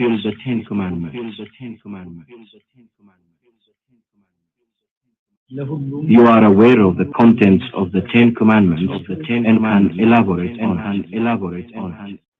Stay tuned for today's lesson on the true good news of His Imperial Majesty's Christ, the Messiah, Yahushua, as proclaimed and taught by our brother, Wyndham Yadon, a.k.a. Ras Iadonis Tafari, of the Lion of Judah Society.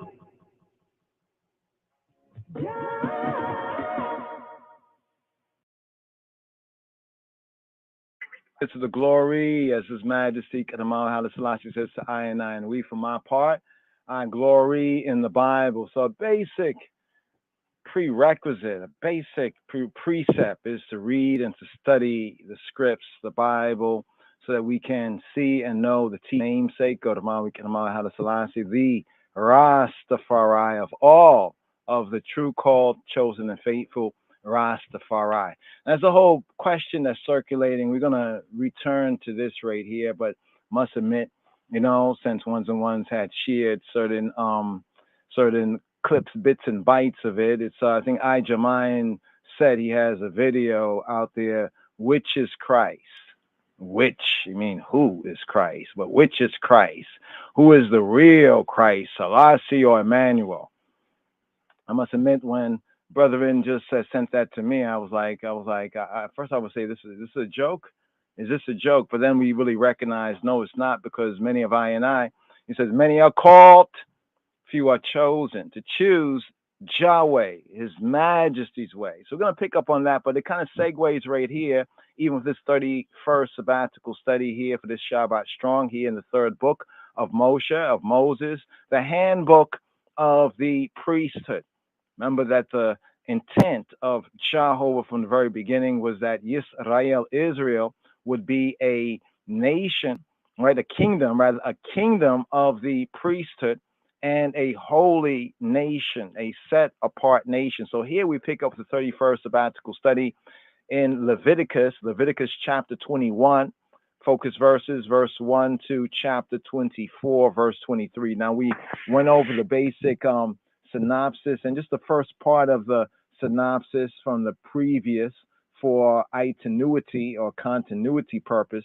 In this sabbatical here, this Shabua, this 7, the Torah reading and feeding, it begins, right, with the Torot, the laws, direction, instructions pertaining exclusively to Ha-Kohanim. So those ones amongst Sinai Rastafari that say, I, priest, prophet, and king.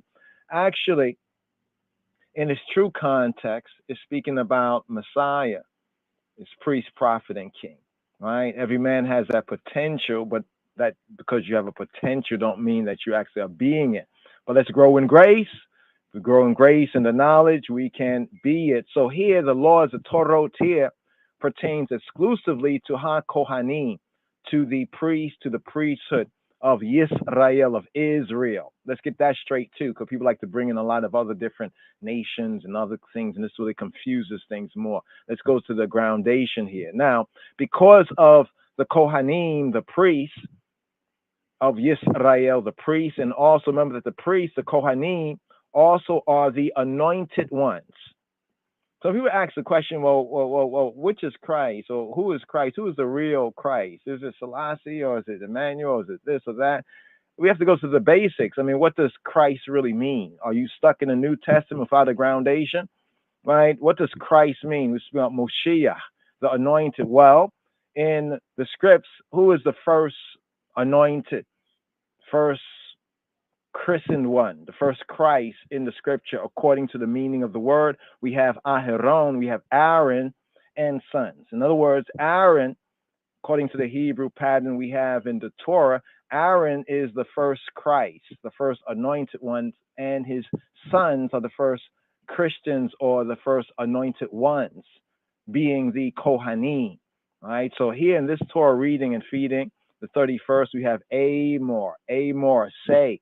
So the direction instructions here, the Torot here, pertain exclusively directly to Ha-Kohanim, to the priests who are the anointed ones in the camp. So in other words, in the church in the wilderness, the Christ and the Christians would be Aaron and his sons, who serve as the Kohanim, the priests.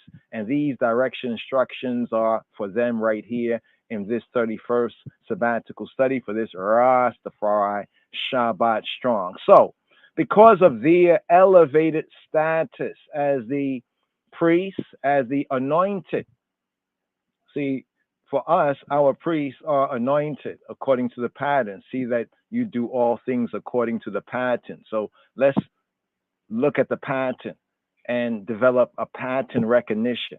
Because as we study the pattern from the Brit Hayashana, the Old Testament, to the Brit Chadasha, we see that the pattern truly is fulfilled in the Brit Chadasha, in the first advent of Moshiach, in the person of Yeshua. And we can go further with the fulfillment in the second advent, the Moshiach ben Dawid, the Messiah, son of David. But here, because of the elevated status and standing of the Kohanim of Yisrael, the priests of Israel, as those delegated to make sacrifices on behalf of the people of Ha'am, but more specifically, they are the ones who will make sacrifices on behalf of all of the sons of Yisrael. That whole molten calf, golden calf incident is where all the sons of Yisrael, we can say, if there needed to be a reason, that was the reason that the priestly function of all of Yisrael was transferred to, right, the Kohanim, or transferred to specifically the Levites, right, and the priestly function, right, the sanctuary service, the Levites, and the priestly function at the heart of the sanctuary service to the Kohanim, namely to Aaron and sons. All of the priests were Levites, but not all of the Levites were priests. So we got to understand those basic things. If you don't understand those basic things, as you go up in the New Testament and think you know what this or that means, you're going to confuse yourself because you don't have a groundation, you don't have a foundation, you're not according to the pattern, according to the type. So because of the priest's elevated status and standing as those delegated to make sacrifices on behalf of Amo Yisrael, the people of Israel, in particular, the Bnei Yisrael, the sons of Israel, that is to offer the bread, of Hailahim, of Elohim, Ha-Elohim. Ha-Kohanim, the priests, they were subject to more stringent standards of purity and Kedusha. Kedusha in the Hebrew, Kedusha in the Royal Amharic, set apartness than others in the community, in the common unity. For instance, just to give some examples here, they were forbidden to become unclean, tameh, through contact with a corpse or a dead body, right? They were also forbidden to marry a divorced woman. They were forbidden to make baldness on their heads, to shave their heads, and so on. They were to be entirely scrupulous, right, as they carried out their duties. In addition, any priest who had a physical, a physical defect was forbidden to serve. I'm emphasizing the word serve, right? To serve in the holy place of the tabernacle, Now, we went through this before and want to touch on some of the questions, but since many of I and I say priest, prophet, and king, every one of I and I is priest, prophet, and king, and then run around like, oh, you priest, prophet, and king, according to what order? After the order of who? You said Melchizedek? So what is the rules and regulations? See, all of this is still in compliance with the Melchizedek in the proper order, right? But based on that first covenant in the wilderness. So here the priests were never to defile the offerings of Ha'am, of the people, by serving in an unclean state. And likewise, the people were never to eat any of the holy food that was devoted for HaKohanim. Any sacrifice that was offered by Ha'am, the people, was to be a healthy specimen called Tamim that was entirely defect-free. No animal less than 8 days old may be sacrificed according to the pattern of the Brit Hayashana, and no animal may be slaughtered on the same day as its young. And any thank offering, a Torah, a thank offering, must be eaten on the day of its slaughter. Now, of course, we're looking at the old type, the first type, because it is the essential pattern for the Brit Hadasha type.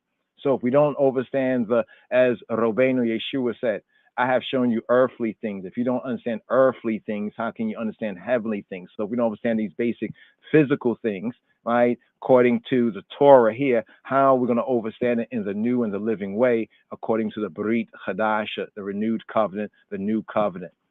So Moshe was the mediator of the old covenant. Yeshua HaNotri, Yeshua HaMoshiach, the mediator of the new covenant. Here, let's touch on the basics, some basic questions, Q&A, some basic questions here. We have in total about 28 questions, basic questions, right? There's three kinds of education. There is basic, right? There is special, and there's higher. There's general education. There is special education. There's higher education. Right here is some basic, some general basic points. Question 1, what qualified someone to be a priest, a Kohen of Yisrael? More directly, what qualified, right, a man, right, to be a priest, a Kohen of Yisrael? Answer, he had to be a direct descendant of Aharon, of Aaron, the brother of Moshe.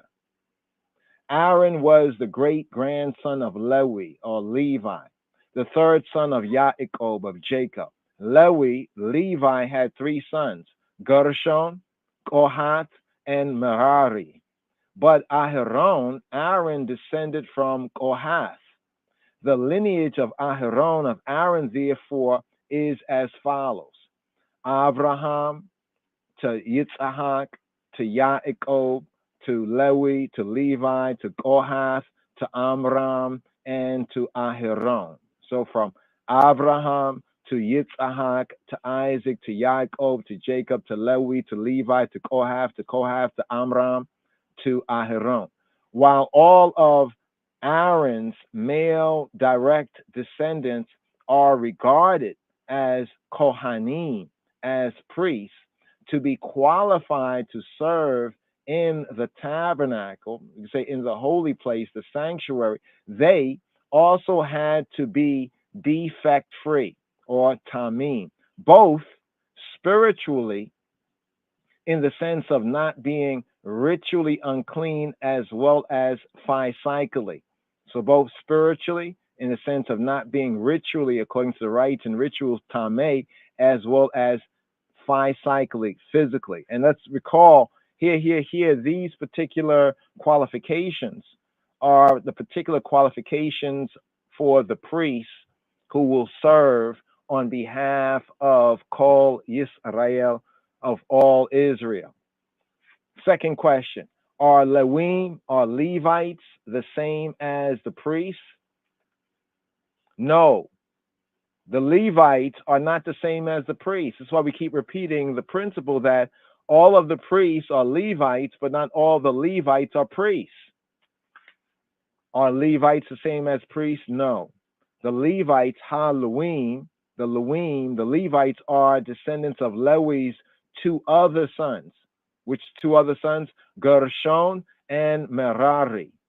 All Kohanim, all of the priests are Levites, are Lewim, but not the other way around. But not that the Lewim, the Levites, all Levites are not priests. This is very, very important. This is a very important distinction, right? As we go through the scriptures, it become clear. And then some imagine contradictions, errors, and imagine false doctrines and ideas, both then and now, can be clarified as we study to shew ourselves approved, right? Like I said, with that whole thing, which is Christ? Who is the real Christ? Is it Selassie or Emmanuel? You know, it's almost like saying, you know, is Yeshua, it's like saying, is Yeshua ha-Notri, Jesus of Nazareth, is he Savior and Messiah? Is he Savior or Messiah? It's kind of like asking that kind of question right there. Asking who is the real Christ? Is it Selassie or is it Emmanuel? It's like asking, well, is Yeshua Savior or Messiah? The answer is both. So who is this other guy? Anyway, let's touch on that as we touch on that, you know, because the title of Christ or anointed ones is transferable, right, to those who are in him, right, according to even what we're counting here, the counting of the Omer, right? Yeshua is that first resurrected, as we have the Bikorim, the first fruits, and then we are commanded to count 7 Shabbats complete, and on the morrow after the 7th Shabbat, we have there the Feast of Harvest, the Feast of Weeks. In the New Covenant sense, Yeshua is the first resurrected, right? Just as that first sheaf of wheat. And then after the 2 sevens plus 1 day, after the 2 sevens class, so to speak, after the 50 days, then we have the rest of the crop. So as Yeshua is the first, he is the Moshiach. We are the Messiahites. We are the anointed ones. No other guy comes along and he becomes the exclusive Christ or something. Unless you don't know the true glory, the true teaching of the scripts and true teaching of his majesty. Question number 3. There are 3 classes within the structure, right, of, we could say, the Israelite society and even amongst later day Judaic society. There are 3 classes within the structure of Israelite society. What are they? What are these 3 classes? The first is the Kohen, the priest. The second is Halawi, right, is the Levite. The third is the Israelite, the Yisraeli. So we have the Kohen, we have the Lewi, Halewi, the Levite, and we have the Yisraeli. We have the Israelite. These are the 3 classes.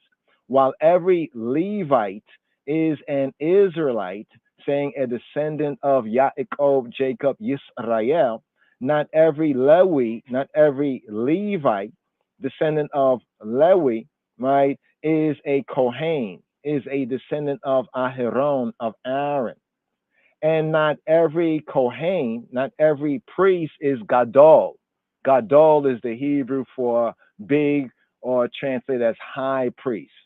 So not every Kohen is Gadol, right? The high priest is the Kohen HaGadol, right? Therefore, we have Aaron as the Kohen HaGadol and is the anointed, but his sons are also, they receive anointing, right? Thus the link with Christ in its New Testament sense, and the groundation here in HaTorah, in the church, in the wilderness, the original type, the original pattern. 4th question, why must we show special honor to HaKohanim? Why must we, in the covenant, speaking of we, covenant keeping, Torah observant, why must we show special honor to HaKohanim? Because a king is honored when honor is shown to his servants. Why must we show special honor to HaKohanim? Because a king, a melech, a negus, even negus and neges, a king is honored when honor is shown to his servants and when honor is shown to his reps, his representatives. Fifthly, fifth question here. Go through the first maybe 12 right now before we ride up today's song. But the fifth question here, what does the word Kohen or priest or Kohen mean, Chaverim? All right. So here we're going to take it from the Hebrew side of the ledger and then compare and contrast with the Ethiopic. But a priest or a Kohen, right? Kohen in the Hebrew, Kahin in the Royal Amharic, Kahin, Kohen, a Kohen, someone chosen to help draw or draw others near to Ha Elohim, to the true good, the true God, to the power. The Hebrew word Kohen is thought by some to come from the word Cain. Come from the word Cain. You say Khan, Cain, meaning yes. And the word Kivun or modern Hebrew Kivun means to direct.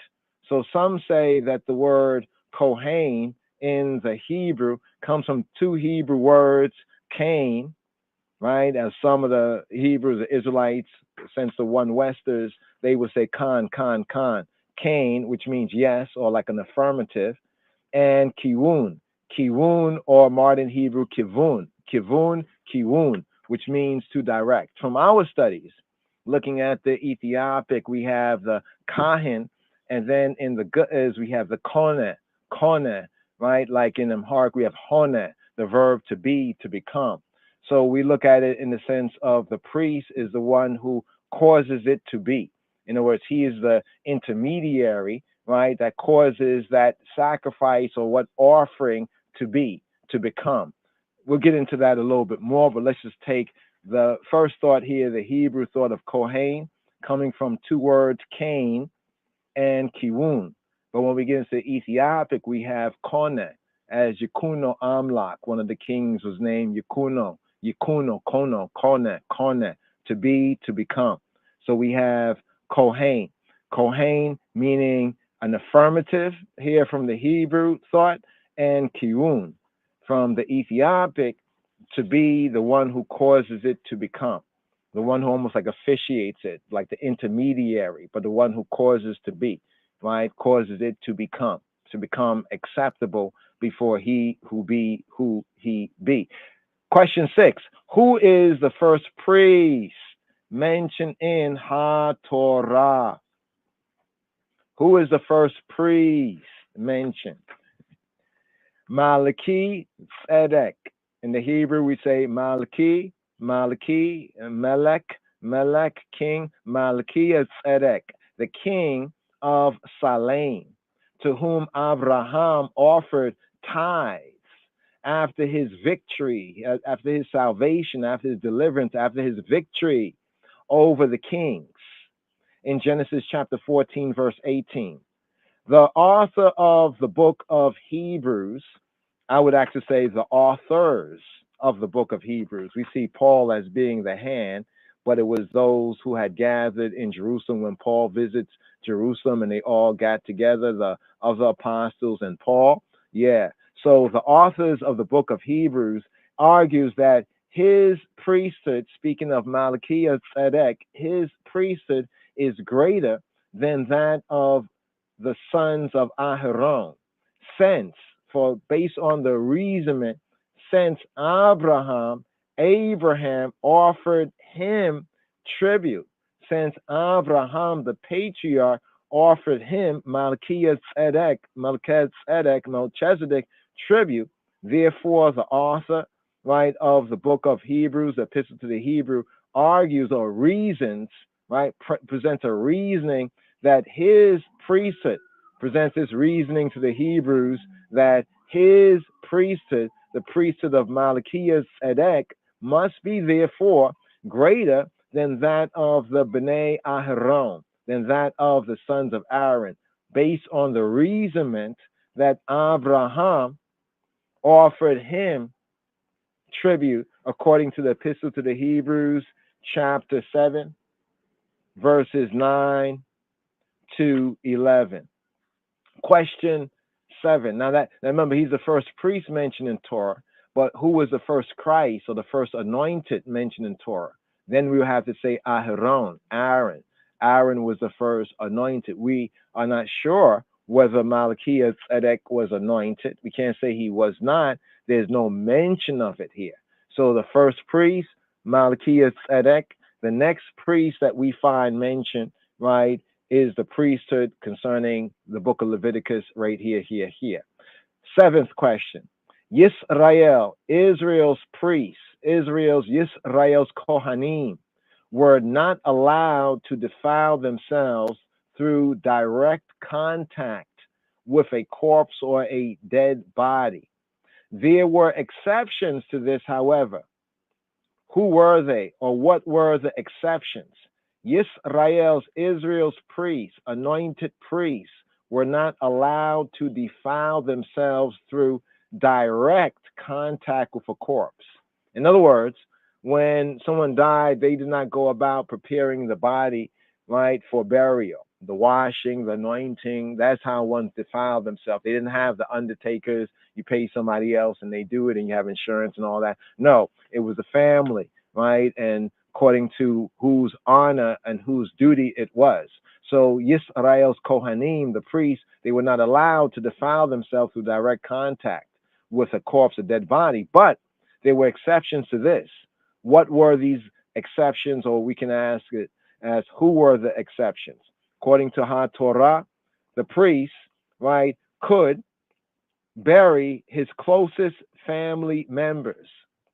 The priest, in other words, according to what the Torah says, he could, quote, defile himself for his closest family members. That means for his mother, his father, his son, his daughter, his wife, his brother, his unmarried sister, he could defile himself. In other words, he could prepare the body, right? He could actually prepare the body. That's what they would do, like with Miriam Magdalene and the other woman who had rushed to the sepulcher, right, early on the first day, right? The first day, the Ehud, right? The Sunday, as they call it among the Gentiles, but the first day, because they were going there to prepare the body, right? To prepare the body. So we see, it seems as though the custom of this sometimes had to come down to some of the women, right, to do that, or the woman chose that aspect, as we have here with Yeshua.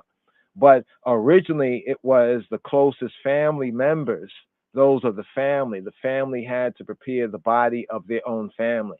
They had to wash it, they had to anoint it. And many groups do that today. Even many Yehudi Jews of other congregations, they do that. Many of the Islamic, the Muslim people also do that, and I'm sure many other ones also do that. Strangely enough, the Christians, nowadays Christians, they put it all in the undertaker's hand. It reminds me of ancient Egypt. That's what happened in ancient Egypt.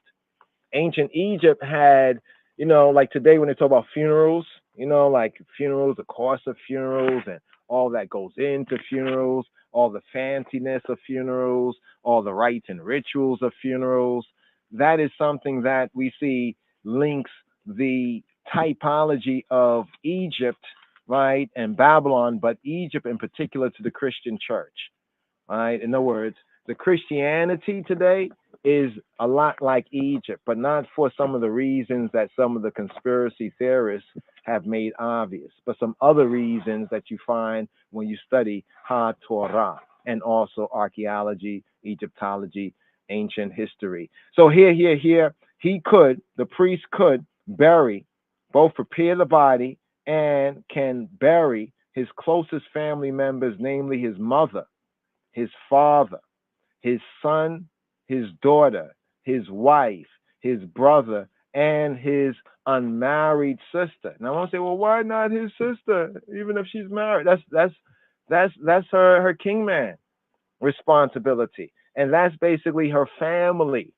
right? Once she gets married, she becomes part of that family, and we who were her family are her relations, are her relatives. That's how it works, actually. It says a man shall leave his father and mother, cleave to his wife. When he does that, he basically leaves his family, right? And he starts a family, and his family, so to speak, they left behind become his relatives, his relations. See, even the terminology, it helps to avoid confusion, psychological and otherwise. Some people get awfully divided. Well, this is my family and this is my family. No, they have to understand what family is. When you are under, your mother and father, that household, that's your family. When you now go forward and either marry or go out the house and start your own family, you started your own family, and your family, like your mama and papa, then are your relatives because you are related to them. So here again, with the priest exception, the priest exception is mother, father, son, daughter, wife, brother, and unmarried sister, as well as the friendless person. There's a descriptor here that can be translated, brought out in translation as a friendless person. That's like the person that, somebody dies, say in our community, we don't know who they are or whatnot like that. And, that's like an act of kindness, right? So the priest could take on that responsibility, and he is, he's exempt from that. In other words, he defiles himself, spends the time to purify, but it is accepted. In other cases, even if he wants to, it is not permitted to the office, the anointed office, according to the Torah, direction, instruction we have here. Let's go to the next question. The 8th question. What is the only time when a priest may bury someone who is not a member of his household? We kind of already touched on this with the previous question. Well, to bury a friendless person or someone who died and there is no one else to bury him. This is called the mate mitzvah. Mate mitzvah. Mate, one of the expressions for like dead, mate. Interesting, right? Met, right, from mut. It's from the verb muta, to die or to dead on. Muta. But here we have mate mitzvah. Mitzvah is a command. Met is death, the death command. Mate mitzvah, or some would say the met mitzvah. The obligation. What is the met mitzvah? It's the obligation to bury the metim, right, or hamet, the dead, which preserves. Why? Why is this an obligation or duty? Because it's about preserving human dignity. By overriding the letter of the law. Now, this is from ancient times, found in the Torah right here, that even when we say, well, this person, we don't even know who this person is. But because according to our direction, instruction, Ha-Torah, Elohim made man, humanity, in his image after his likeness. Therefore, this friendless person, unknown person that may have died on our land or somewhere in our vicinity, right? If no one else can take responsibility, then we must preserve human dignity, right? And human dignity is giving that one at least a decent burial. One of the worst things, and we find this in some of the Psalms and areas of the scripture, when it talks about that one's carcasses would remain unburied, would remain on the ground like doo-doo in a sense. Like just the dead body would just be rotting on the ground. That right there is a violation of human dignity. So that's the reasoning right there. So we see the principle of the letter of the law and the spirit of the law is not so much a new covenant thing, a New Testament thing, but it comes from the very groundation. That's why Rabbeinu Yeshua said to the ones and ones, y'all worship that which you know not. We know we worship for salvations of the Yehudi, of the Jews, even of the Lion of the tribe of Judah, because the roots go real deep. In fact, speaking about Melchizedek and the priest, interesting because Hebrews also brings out that link with Melchizedek and the Lion of Judah and the tribe of Yehuda. On to the next one. The next question here, the ninth question. Whom may a priest not marry? Whom may a priest? Now you have to remember that here in the camp right here, how many priests do we have in the camp right now at this point of Leviticus? We would have had about 5, the high priest Aharon and his 4 sons. Remember, 2 of the sons, they offered strange fire, right? And we got the burn notice, everything. They got burnt and everything. So this left sons and Aharon. So at this present stage in time, this is only for about 3 people, right? 3 men, 3 priests, 3 anointed ones in the camp. I just want to just show ones and ones that this is directly and exclusively for the priests. Remember, there are 3 classes, right? 3 classes within Yisrael in the Israelite, you could say in the Israelite family, the household. There is the priest, there's the Levite, and then there is the Israelite, right? The rank and file Israelite. The priest, in other words, what you can do is do it like this. If you draw 3 circles, right? The inner circle is the Kohen. The circle that encircles the inner circle is the Levites. And the wide outer circle is the Israelites. But whom may a priest not marry? A priest, according to direction instructions here, cannot marry a divorced woman, cannot marry a harlot, cannot marry a widow, or an otherwise a profaned woman. A high priest, a Kohen Gadol, can only, now this is for the high priest, right, can only marry a virgin from Yisrael, can only marry a virgin from Yisrael. The 10th question, if any animal has a defect, in the Hebrew we call this mum, a mum, right? Some say mum, we say mum is a defect. May it be offered for sacrifice? If any animal has a defect, a mum, and was not tamim, perfect, may it be offered for sacrifice? No. Answer, no. Only defect-free, kosher, kashrut animals that are tamim. And tamim is sometimes brought out as perfect, sometimes brought out as, for example, Noah was said to be tam in the singular sense. Tamim is the plural sense. He was considered to be tam, perfect in his generations. Jacob, Yaakov, is said, Jacob is called in the KJV translation, he is called a plain man. They say he's a plain man. In the Hebrew, he is tam.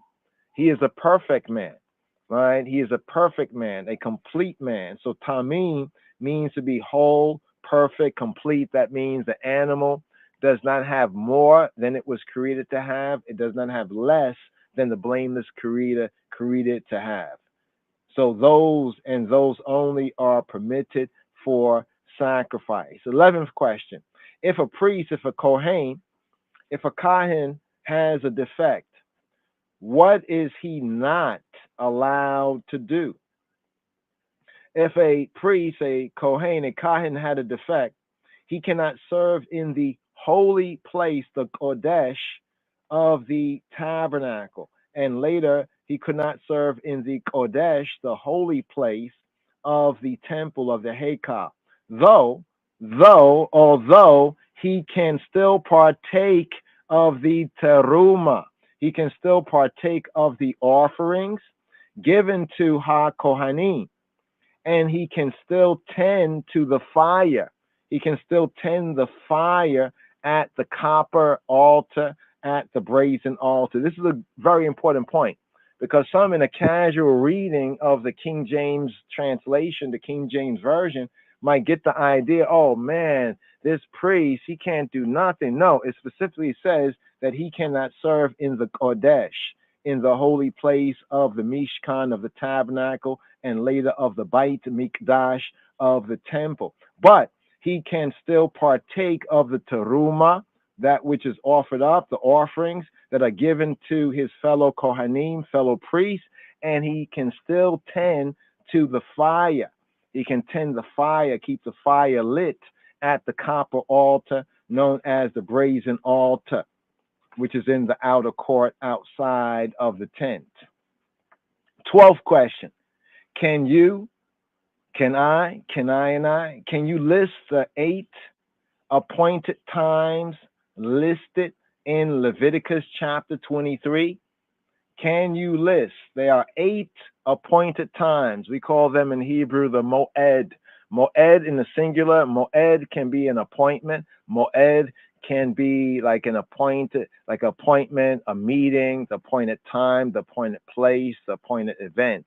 So we say Mo'adim. The Mo'adim are the appointments.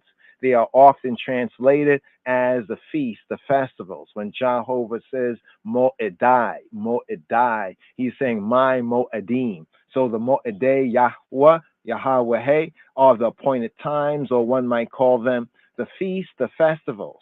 But directly they are the appointments, the appointed times, the appointed place, as the tent of meeting is called the Ohel Moed in the Hebrew, the tent of meeting. So the Moed is also the meeting.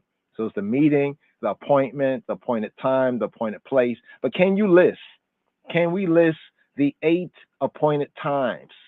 Some might say the 8 feasts and festivals, but more correctly, the 8 appointed times listed in Leviticus chapter 23. What are they? Now we know there are 7 appointments, right? There are the 7 feasts that occur from the first moon of Abib and fulfills in the 7th moon of Tishri, right?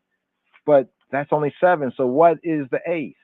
Here are the 8 appointed times. Firstly and foremostly, Shabbat. Shabbat is the first of the appointed times, is the first even before the feasts or festivals, is the Shabbat, is the weekly Shabbat, or the 7th day Shabbat. Next is Pesach, Passover. Then Chag HaMatzot, unleavened bread. Bikurim, first fruits. Shavuot, harvest. Yom Teruah, the day of trumpets, also known as Rosh Hashanah. Yom HaKippurim, the day of the coverings, the day of the atonements. And Chag HaSukkot, and the feast of ingathering, the feast of tabernacles, the feast of booths. I like this translation because it brings out the force of it.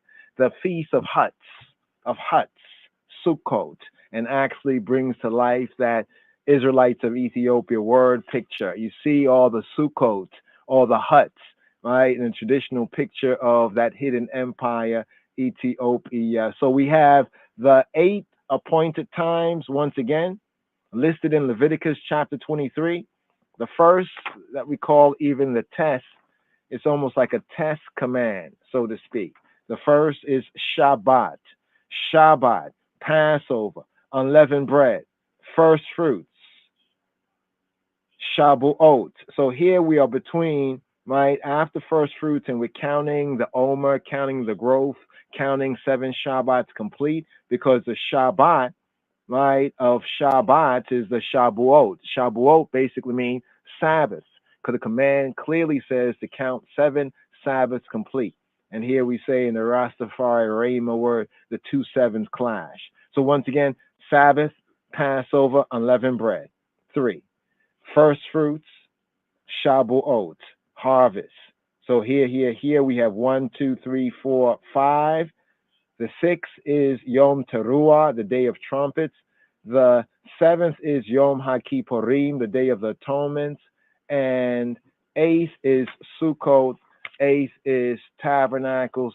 8th is booths. Now we said at the outset we had how many? Let's see, 24 and 20. No, let's see, 14 and 14. That'll make 28. So let's take it up here to the 14th question. and then we'll pick up with the remaining questions to the 28th right here. So the 13th, right? 13th. What is the first holy day mentioned in this Torah portion, in this Torah reading and feeding, in Amor, for Shabbat Amor, from Leviticus 21 to Leviticus 24, verse 23. What is the first holy day, Isla day, set apart day, mentioned in this Torah reading and feeding? Shabbat. It is Shabbat. It is Sabbath, Senbet. Regarded, Sabbath, Shabbat is regarded as the chief holy day, the chief Isla day. We call this this is like the test command, right? Because keeping the Shabbat is the key to the keeping of the 7 appointed feasts and festivals of Jehovah. But Sabbath, Shabbat, is regarded as the chief holy day, Isla day, set apart day. There are at least 50 weekly Sabbaths in a Hebrew, Judaic, Israelitish year. There are at least 50 weekly Shabbats in the Judahite year. Question 14. What is the name of the first month of the Hebrew, the Israelite, the Hebrew year? All right. Now, the question here is actually written as, what is the name of the first month of the Jewish year? We flipped it up because actually, one thing that a lot of the Jews do, everything is Jews. Like Jews came out of, they were like the Jews came out of Egypt. That's only speaking about one tribe. So let's get off of that right there, right? Yes, to whom more is given, more is required. Weep not, behold, the Lion of Judah, the Lion of the tribe of Judah. But here, according to Torah, the name of the first month of the Hebrew, of the Churchical, the holy year, is Abib. Abib, right? Abib, like we have Abebe, right? And that has a lot to do with the barley harvest, the barley crop growing up. But then we also have Abeba, Afro-Semitically, like Addis Abeba, new flower, right? And Abebe, which means to grow. So Abib has to do with the springtime, but Abib also has to do with the growth of the barley harvest. Now, this first month, after the black Jews, the Yehudi, returned from after the 70 years in Babylonian exile, they picked up on some things and they brought back the Babylonian name for the first month, first moon, that is known nowadays as Nisan. So the only month that actually was named according to HaTorah was Abib, right? Was the first month, the first moon, the Passover month, the Fasika month. So Nisan is the latter day name for the scriptural name Abib, right? Modern Hebrew, they'll say Aviv, like Tel Aviv. Tel Aviv actually used to mean a heap of barley, actually, or the city of barley. But now the first month, first moon, Abib, it usually occurs around the March-April time of the Gregorian calendar of the Gregorian year. One more question just to get over the halfway point. Question 15. What are the 3 required pilgrim festivals? What are the 3 required pilgrim festivals? Or in Hebrew, this is known as the Shalosh Regalim. Shalosh Regalim. Shalosh Regalim. Shalosh means 3. Regalim means feet. Feet, like foot. Right? Pilgrim festival. 3 times. 3 times we trod on our foot to go to the holy place. All the males of Yisrael, right, were required. And these 3 was Passover, Pesach, was Shabuot, was harvest, and was Sukkot. Sukkot was tabernacles, was booths, was huts. So here, brothers and sisters and brothers, some of the basic questions right here for this 31st sabbatical study, this Shabbat Strong, for Shabbat Amor, Sabbath say.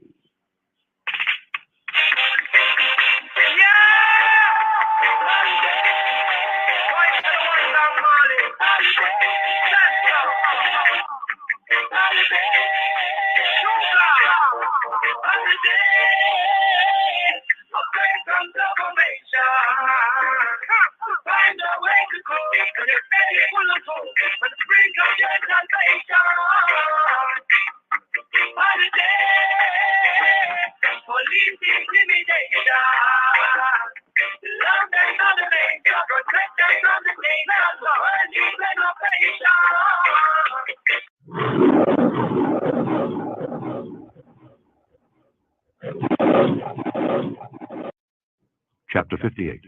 Cry aloud, spare not, lift up thy voice like a trumpet, and show my people their transgression, and the house of Jacob their sins.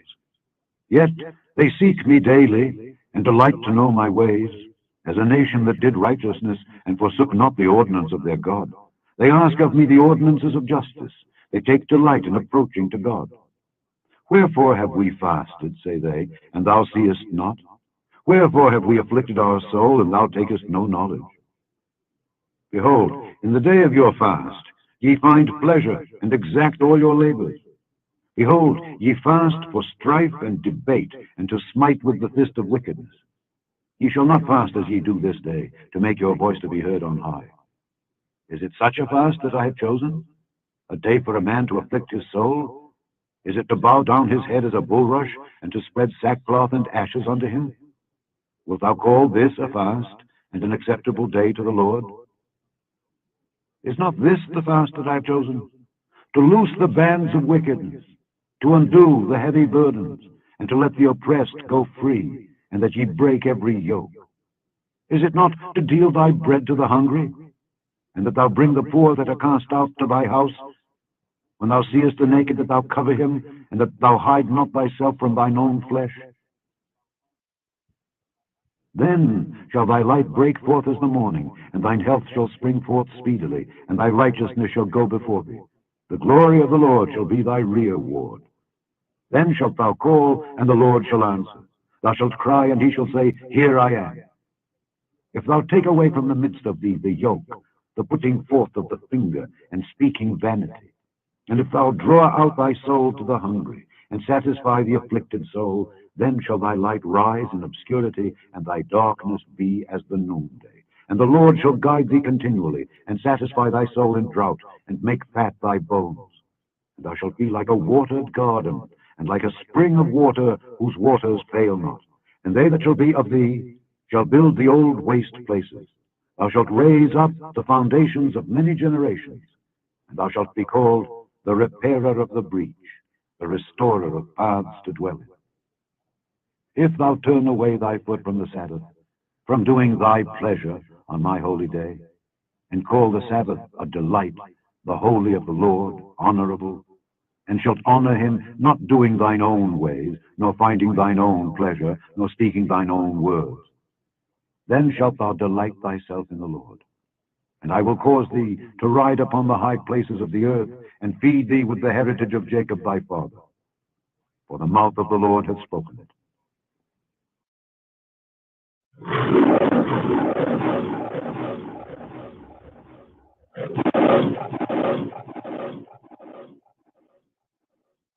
My advice to all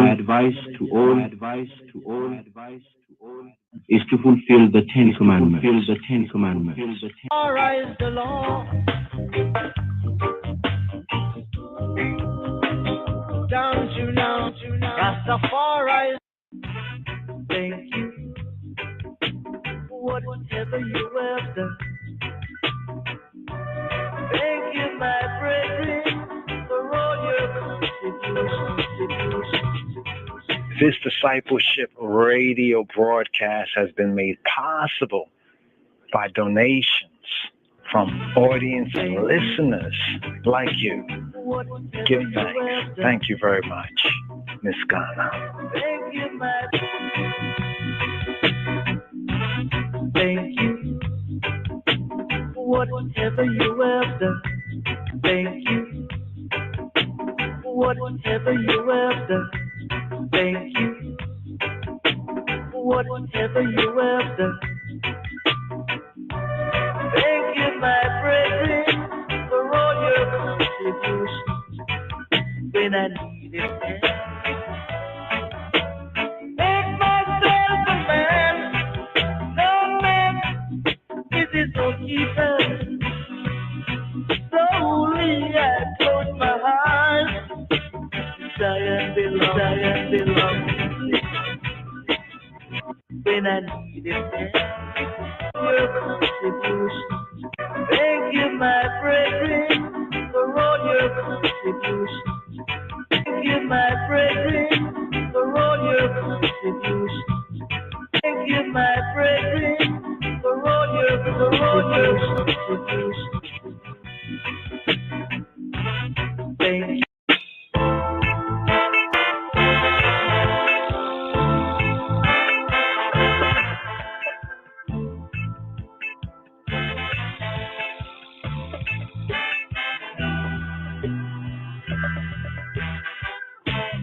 In this time I travel the earth in a natural style. My liberty is that of a prodigal son. I know we're homeward bound, still I'm easily found. Oftentimes giving praises in strange places I'm giving just thanks and praises. It's my wish and a given power that is working in me. Still I won't let go this mission I'm trotting on. Take me as I am, flat-footed and broken, with a little of sin. I still find the time to spend, oftentimes giving praises in such places. In strange places I'm giving just thanks and praises. It's my wish and a given power that is working in me.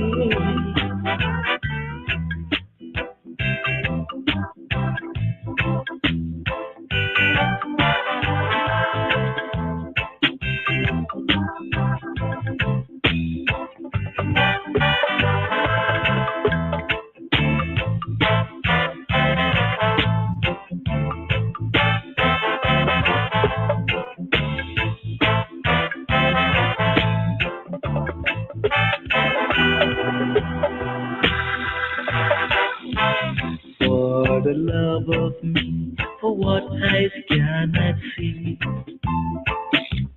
Say a little prayer for guidance around the corner.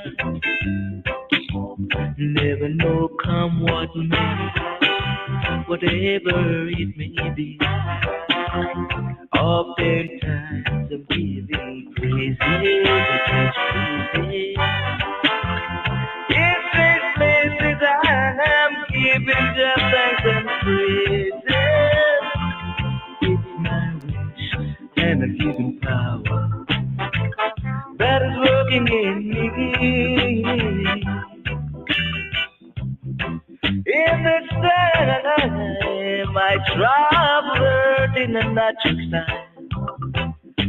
My liberty is that of a prodigal son. And nowhere homeward bound, still I'm easily found. Oftentimes keep thanks and praises. In strange places I'm giving just thanks and praises. And a given power that is working in me.